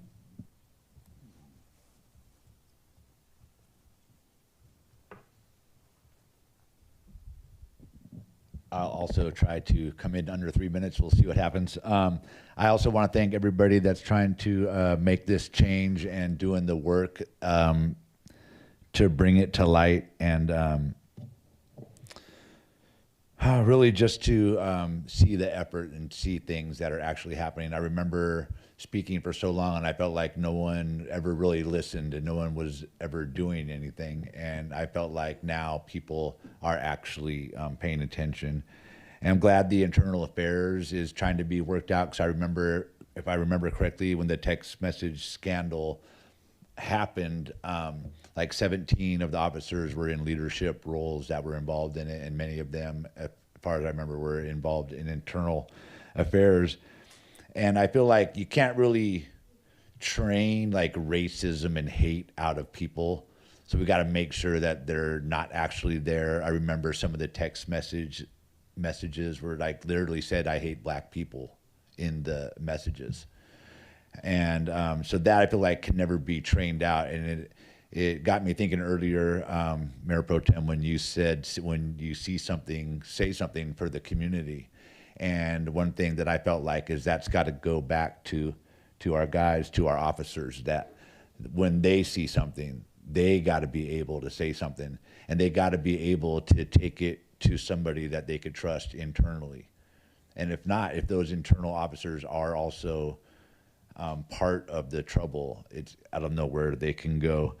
So I think I'll just leave it there. I guess I would just close out with, I've been in Brentwood a lot with the family of Yolanda Ramirez, and I feel like they've missed the last 20 years of what's happened out here.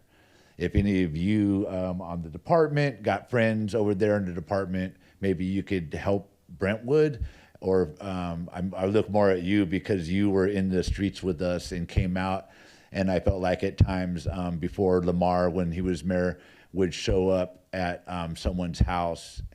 And I'm thinking of Yolanda's family right now, where none of the council has even spoke to the family.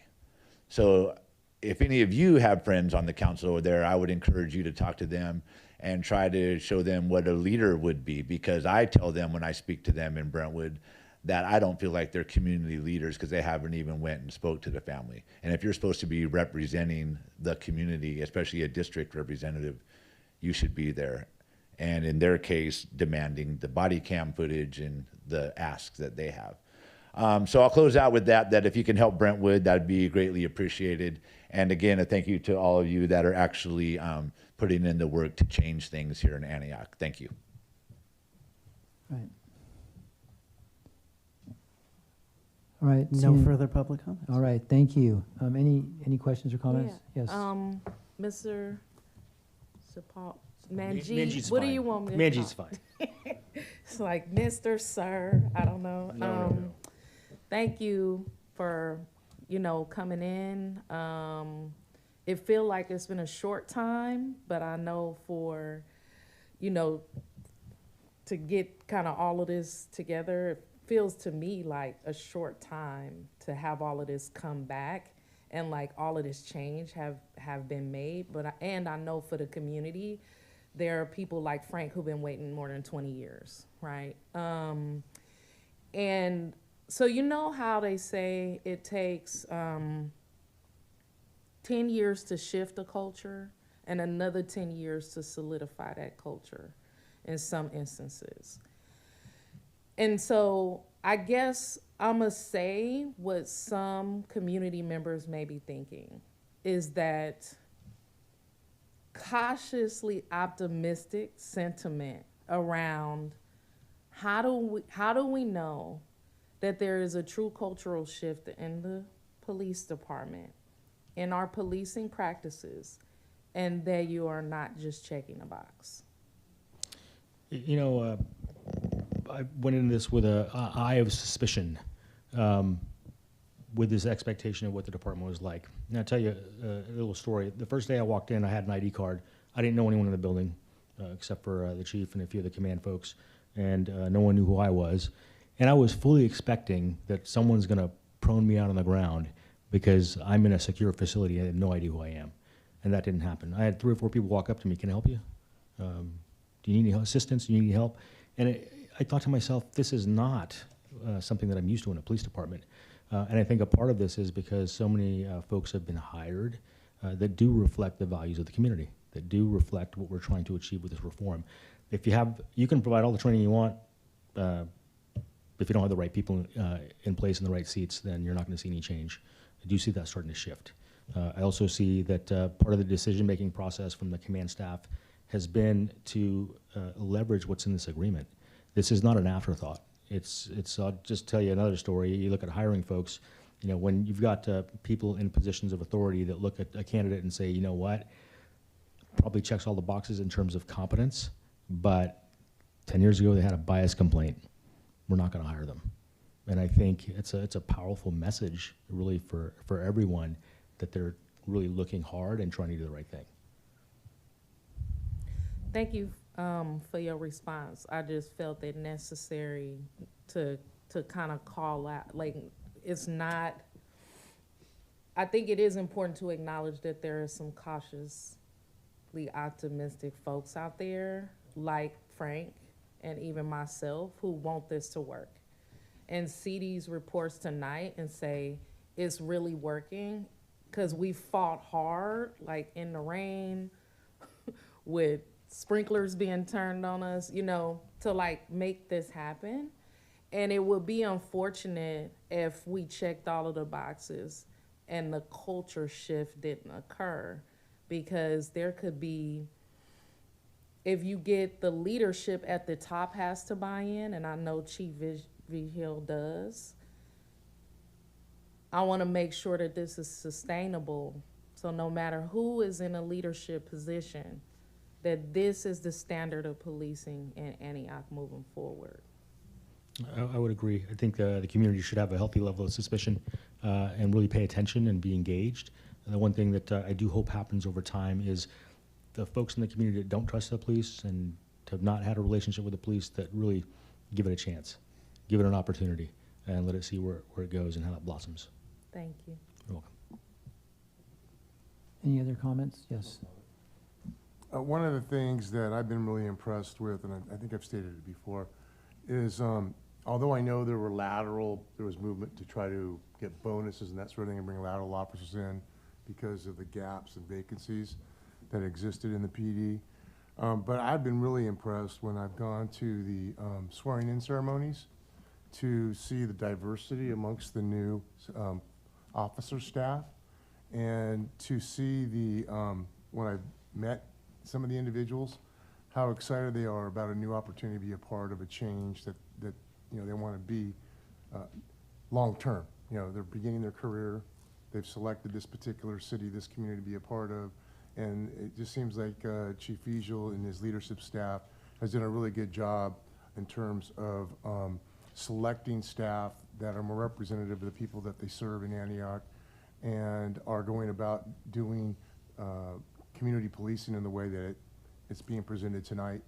I have people that I have talked to in the community that I know as friends or neighbors, and the feedback I get from them is that they've seen a significant change in terms of how they're treated, how people respond, and I just think that it's just a really good example of the shift that's taking place and the culture change that is being led from the top. But I'm really impressed with the diversity of I see in the officers. I don't know if you can speak to the diversity of what that looks like, but I just know that when I've gone to a number of swearing-in ceremonies, when I look across the room and see the officers being female, male, and different cultural differences, that it brings an eclectic feel to what we're doing here.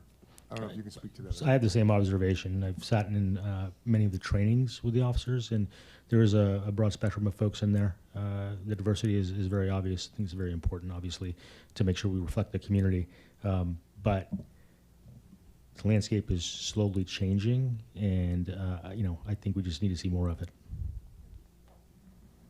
Yes, Mayor Pro Tem. So I want to thank City Manager, Chief of Police, and really everybody that has their fingerprints on this moving forward, because it really has been extraordinary, progress in a very short period of time. One of the things that I've advocated, and I still would like to see happen, is a joint meeting between APOC and the City Council.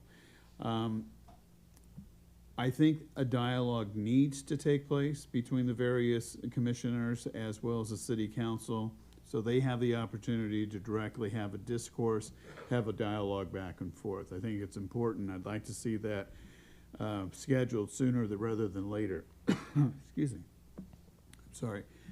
Something's and part of the concern I have is that as the APOC, as a commission, we rarely receive anything directly from them. And I find that a little bothersome because communication is key. We depend on them, they depend on us. And I think it would, as we move forward, be important for the commissioners, and we have 1, 2, 3, 4, we had 5 here tonight. I think it's important for the communication from the commission to the City Council takes place. It's usually a very formal meeting. We usually have presentations, but we don't have dialogue between the commissioners and the City Council. And I think moving forward, that is something that we should have on a regular basis. We've asked for it for, 6 months, 8 months. Nothing has happened, but I would again ask that those people responsible would bring us together. We had a wonderful experience with the planning department. It was outstanding, so they could hear and ask us questions, and we could hear and ask them questions. And so I think that will build strength, because I think a lot of commissioners have had questions about us individually and sometimes collectively. And so having that dialogue, I think, would be beneficial as we move forward.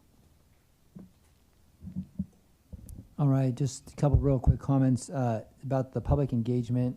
I see that as being one of the biggest elements of what the police department's doing. And I know Mayor Pro Tem mentioned that last night at the neighborhood watch, I think there was 11 officers and staff from the police department there, which was great. So it's not just Officer Amiri and Sergeant Fastner, but the whole department. I was out at the community park with Councilmember Rocha, and there was about the same number. So I'm encouraged by the fact that the chief is out there, the city manager's out there, and then there's across the board different officers and staff out there that are participating. Dispatch was out there as well.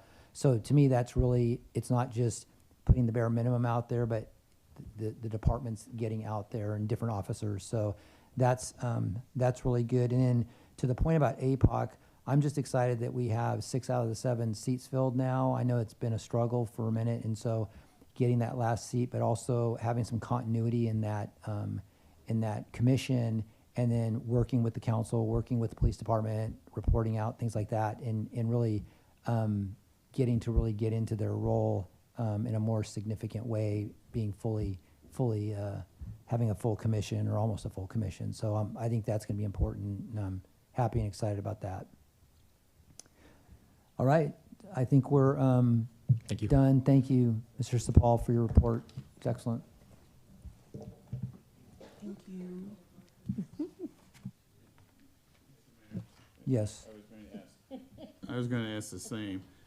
We're almost at the consent calendar, so. I know, but I'm also pulling items off the consent calendar. Okay. But, you know, the one presentation that I also am looking forward to is the presentation on the code enforcement and the 6 months priorities. I have a feeling that may take a while to do that. And so, you know, here it is, 11 o'clock. The council's been in session since 5:30.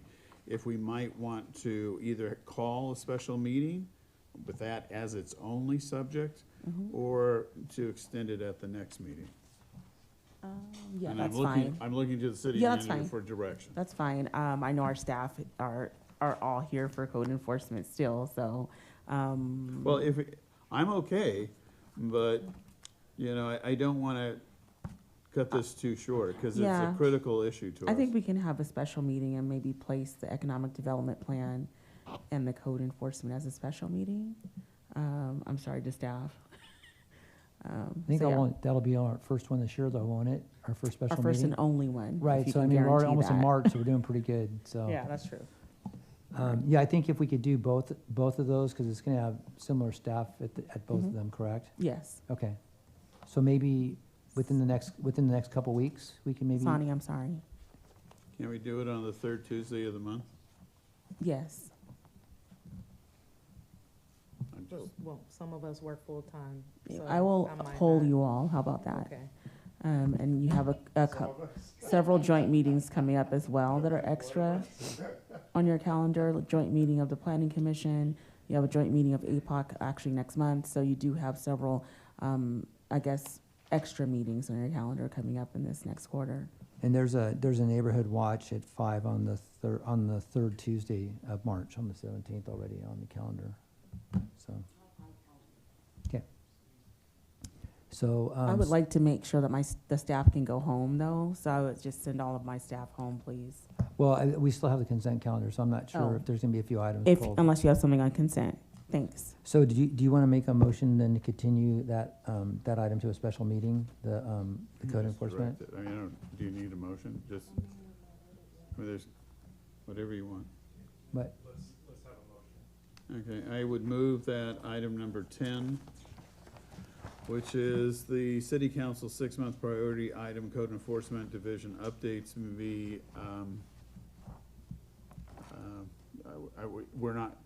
there's no date certain.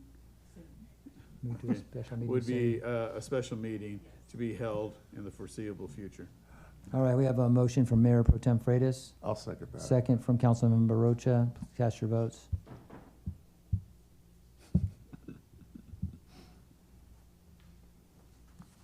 Motion passes 4-0. All right, moving on to consent calendar, item number 4. Are there any items to be pulled on that? Oh, we have to vote to extend the meeting. Yeah, 11:30 I probably. make a motion to vote to extend the meeting till 11:30. I have a motion to extend the If meeting. you go beyond that, I will be leaving. We have a motion to extend the meeting to 11:30. I have a second by Councilmember Torres Walker. I'll second that. Second by Councilmember Rocha. Please cast your votes. Motion passes 4-0. All right, moving on to consent calendar item number 4. Any items to be pulled on the, From the public. There are no items to be pulled by the public. all So, right. Mr. Mayor, I'd like to pull items C, E, G, and H. G and H. Okay, any other items to be pulled? If there are none, I'd like to approve the remaining consent calendar. We have a motion from Mayor Pro Tem to to approve items, all the items except for C, E, G, and H. I'll second that. Second by Councilmember Rocha. Please catch your votes.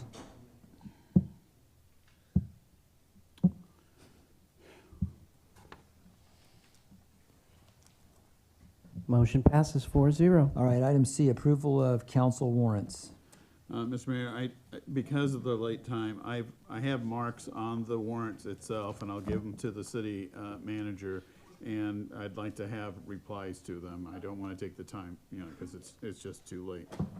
All right, and I have a couple that I'll do the same. So actually, you have an email with my question, so thank you. All right, item number E, award of a contract for professional auditing services to Lance, Soul, and Lungard, certified public accountants.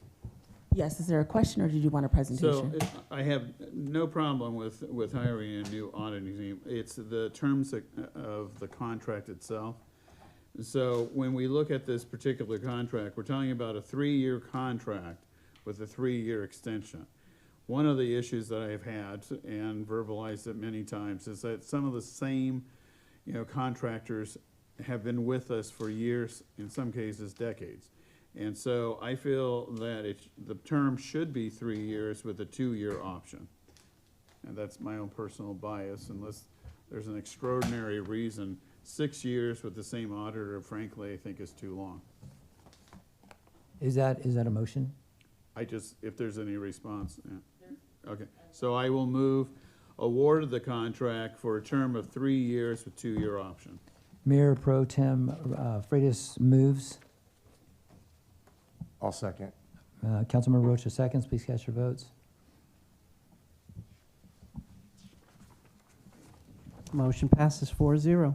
Moving on to item G, resolution annexing certain parcels into CFD number 2018-02 Creekside Police Protection. Yes, is there a question? There is. It's actually on both of these items, that's why I had to pull off both of them. There is an Exhibit B, and Exhibit B, trying to find it. Where is it? Talks about methodology. Here it is, Exhibit B, the rate and method of apportionment, and it says insert rate and method of apportionment here, but we never got here.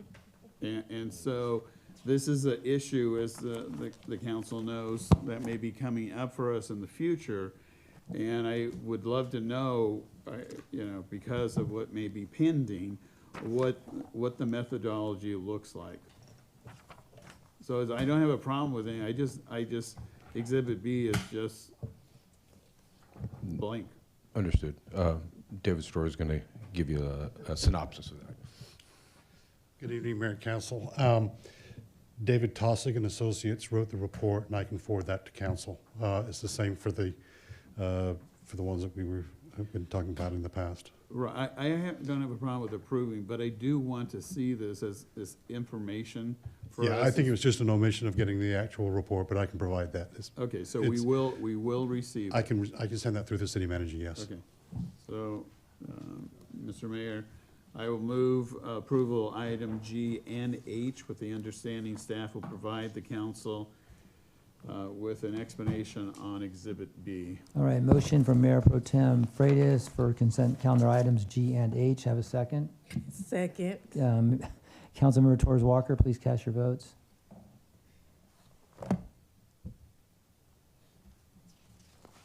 Motion passes 4-0. All right, moving on to item number 5, public hearing, appeal of conditions of approval requiring the Lakeview Center CIH project to annex into CFD 2018-01 and CFD 2018-02. Thank you, Mayor and Council. The applicant has requested that this item be continued to the March 10th meeting. All right. So is that all we need to do?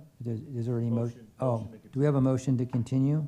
I'll make a motion to. Motion to March from, 10th. I can't. Oh, I'm sorry. We have public comment on this. Oh, this is a public hearing. Do I have to open, is this a public hearing? I have to open it? No, you can, the council wants to continue this item, so the only discussion should be on whether to continue the item. Okay. So we have public comment on this? This is item number 5. Okay. So there's no public comment on this. Do we have a motion to continue? Yeah, I Oh, I'm sorry, motion to continue from to March Councilmember 10th. Rocha. Second. Second from Councilmember Torres Walker. Please cast your votes. Item number 6, appeal of conditions of approval. Yes, the applicant has requested that this item be continued to the March 10th meeting. Once again, I'll make a motion to move this to the March 10th meeting. To Second. A motion from Councilmember Rocha, second from Councilmember Torres Walker. Please cast your votes.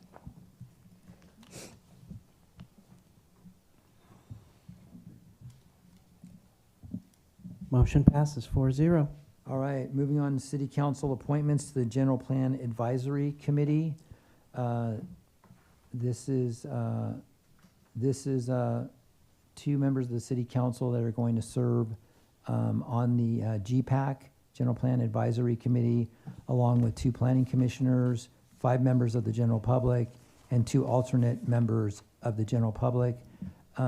This will be something where I'll be making a recommendation, and then council will either approve that or not. Do we have any public comment on this?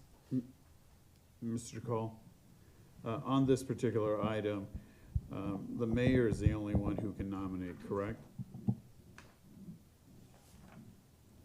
Yes, the mayor would nominate and the council would approve. Right. So effectively, the council has to approve The it. item here is a little misleading, as if there were going to be other nominations from ourselves. It'll be handled like any of our other commissions. Yeah. You'll ultimately vote, but the mayor will have to propose to you. I just wanted to clarify. Thank you.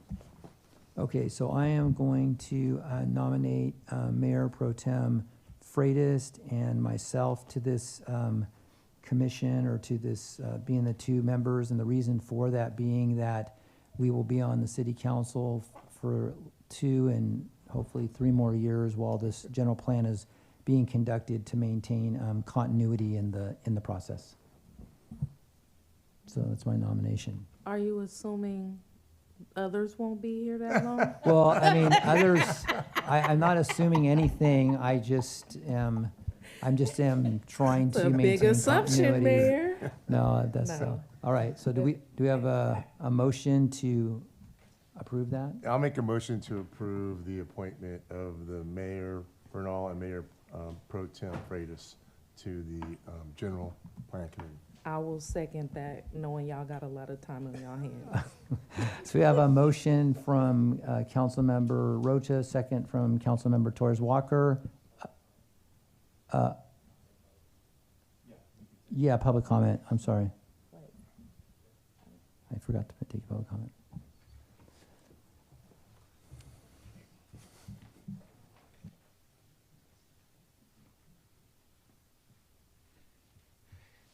Thank you. So I just wanted to briefly point out at the last council meeting, it did come up on this advisory committee wanting to extend that application date possibly for the community members. And we are 3 days out from that application deadline. So just wondering if that is going to happen for the community. Not 100% sure if this is relevant to this item, but just wanted to flag that because that application period does end in 3 days, and I thought that the want was to extend it. Thank you. Mr. Clerk, you had mentioned that Yes. that cannot be extended? No, if we do not receive applications, then it will be automatically extended. But if we do receive applications, it ends on the 31st, on the, I believe so. on the current date? Yes. Okay. That's currently, isn't it the end of this I thought month? it Or, was- excuse me, on the 20, on the think it's the 20. 27th, I thought it was the believe. 27th. February 27th. I thought it was the 27th, and we had discussed extending that. We did at the last meeting. And so is it, we needed to take action in order to do that? As of now, all those positions that are available that I mentioned earlier, the deadline is Friday, February 27th. If we do not receive any applications for those positions, they will be extended. Yeah, but that's not the question. My question is, on that one particular commission that we're discussing right now, we had discussed extending it to provide more opportunity to get a better pool of representatives so that we're not relying on whether there's any applicants or not. That was what I thought we were doing. So I'm not waiting to see if no one applies. I'm looking to extend it so that we get a better pool. It's my understanding, because this happened when Ellie Householder was the clerk, it's my understanding that the application period can be extended at least once, even if you have applicants. Okay. And the good news is we have 5 at present, so the question is, the more the merrier, because then we're getting down to the question of the alternates. If you recall, we want to have 9, 7 with the 2 alternates. So if we can increase the candidate pool by Friday, great. I don't know that that's going to happen. We don't know what the next 2 or 3 business days are going to do. So extending it another week gives us that much more opportunity to get more in the pool. On this point, Mr. Mayor? Yes. I do agree with Councilmember Rocha that we do need to extend it, but there's another part of it. And when we had the discussion, you know, I suggested that we directly contact some of the groups and organizations that are in our community and really do a push. I mean, this is a critical product that we're producing. And I don't want to have such a small group to choose from. I'm hopeful that we can. Well, thank you very much. So sorry, I never turned it off. I appreciate it. My time is up. And so I do think maybe a 2 or 4 week extension, but the recruitment, it has to be almost personal, I think, with some of the groups and organizations that we have. And I think that, you know, the applicant pool needs to be very robust so that we truly have a general plan committee that has parity within the community itself. Because I think even with 5 people, that's not going to do it. It doesn't give us it doesn't give the mayor any ability to make a distinction between the various people, and that's not a recipe for success. I was just going to share, I concur with what you're saying. What I was going to share, I sit on the Chamber of Commerce board, and when I went to the last meeting, I brought a copy and explained to them the importance of this particular committee, and immediately they were like, thank you for sharing, and they were going to have 1 or 2 people put their application in. So I do think we do need to do some networking in that way to make sure that we get a better representation than just leaving it up to people going to the website. Right. Or, you know. I mean, there's senior citizens, there's veterans, there's groups and organizations, you know. I mean, the earlier comment, you know, the demographics of our community is what, 35% Latino Hispanic? You know, then we have 20% African American, about 25%, you know, Caucasian, and Asian and Pacific Islander. You know, I think it's important that we have some of that representation, you know, on this general plan. But it's also the various areas.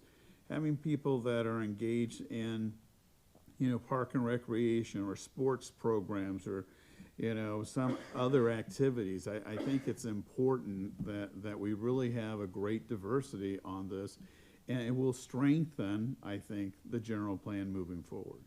So I don't know, I apologize, Ms. Scott, you know, how to give you specific recommendation, but I really do think it's important. So I would suggest that we probably extend it for 1 month. But I'm looking at Mr. Storer to see if that's a particular problem. I don't want to do that. It's never a problem to try to engage the public for a period of time. The downside is it's going to elongate or protract out the 1 to 2 year process further out because of the ability to have people show up to the meetings. I met with the city clerk today and reviewed the ones that we've received. They're pretty good. People that really are engaged, and I think you actually saw one here at the podium tonight, one of the candidates that's in the pool. So I think if we go 2 weeks, I'd feel more comfortable with that, so that we kind of keep on track, because we are actually going to be having our first engagement visioning meeting. And so what that would do is if we went a month, it would kick that out even further, assuming that we want the GPAC members there at the visioning meeting, which I think is a good idea. I think it's a good idea, but it has to be coupled with very aggressive outreach immediately. Well, we had a blast of about 3,000 people a couple of days ago. Yeah. That's in addition to the website, in addition to the normal forums, but you as community leaders are the best resource we have. And we can go ahead and hit the chamber, we can hit Rotary, we can hit the different ethnic groups, we could do that. Okay, you also said you've already picked a date for the first meeting? Well, we're tentative. I mean, we're gonna be discussing that with our consultant this week. Okay. But if there's a desire to go out 2 more weeks, we Could we will. go out to the 13th or the 20th? Whatever, 2 Fridays. City Attorney Cole, I think it will be important to have this informed around, like, legally how much time we can extend it to. We have, Because I know you had the first application phase with a deadline. You could at least do it one more time. Sure. But what is the law around extensions, how far you can extend it out to, and how many times before you actually have to select candidates? Because I know there are parameters. we can extend it one more time. We have some discretion. Is that a month? Is that 2 weeks? Okay. But we have to appoint. I mean, we've advertised this. So if it's 2 weeks or 4 weeks, I think pick a number. But this should be your only, this should be your only extension. Should we make that choice tonight? I think it's appropriate to So give that direction. how long, and let's make the motion, and let's go home. So two weeks, 2 weeks puts us to the 13th. If we want to do 2 weeks, it puts us on the 13th. 3 weeks puts us to the 20th, so. I would recommend the 20th. Okay, do you want to make a motion? Yeah, I'll make a motion that we extend the application window to Friday, March 20th. All right, we have a motion from Councilmember Rocha. I'll second it on the question, Mr. Store. So if it's the 20th, that means the mayor has to immediately start conducting the following Monday, Tuesday, interviews, and then council has to approve them. So your first date is getting extended by weeks.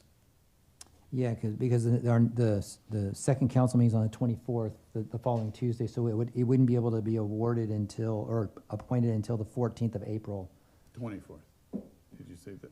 Well, if we, The 20th would be the deadline. right, but the council meeting's on the 24th. We're not gonna get through all those interviews, and If you do it quickly.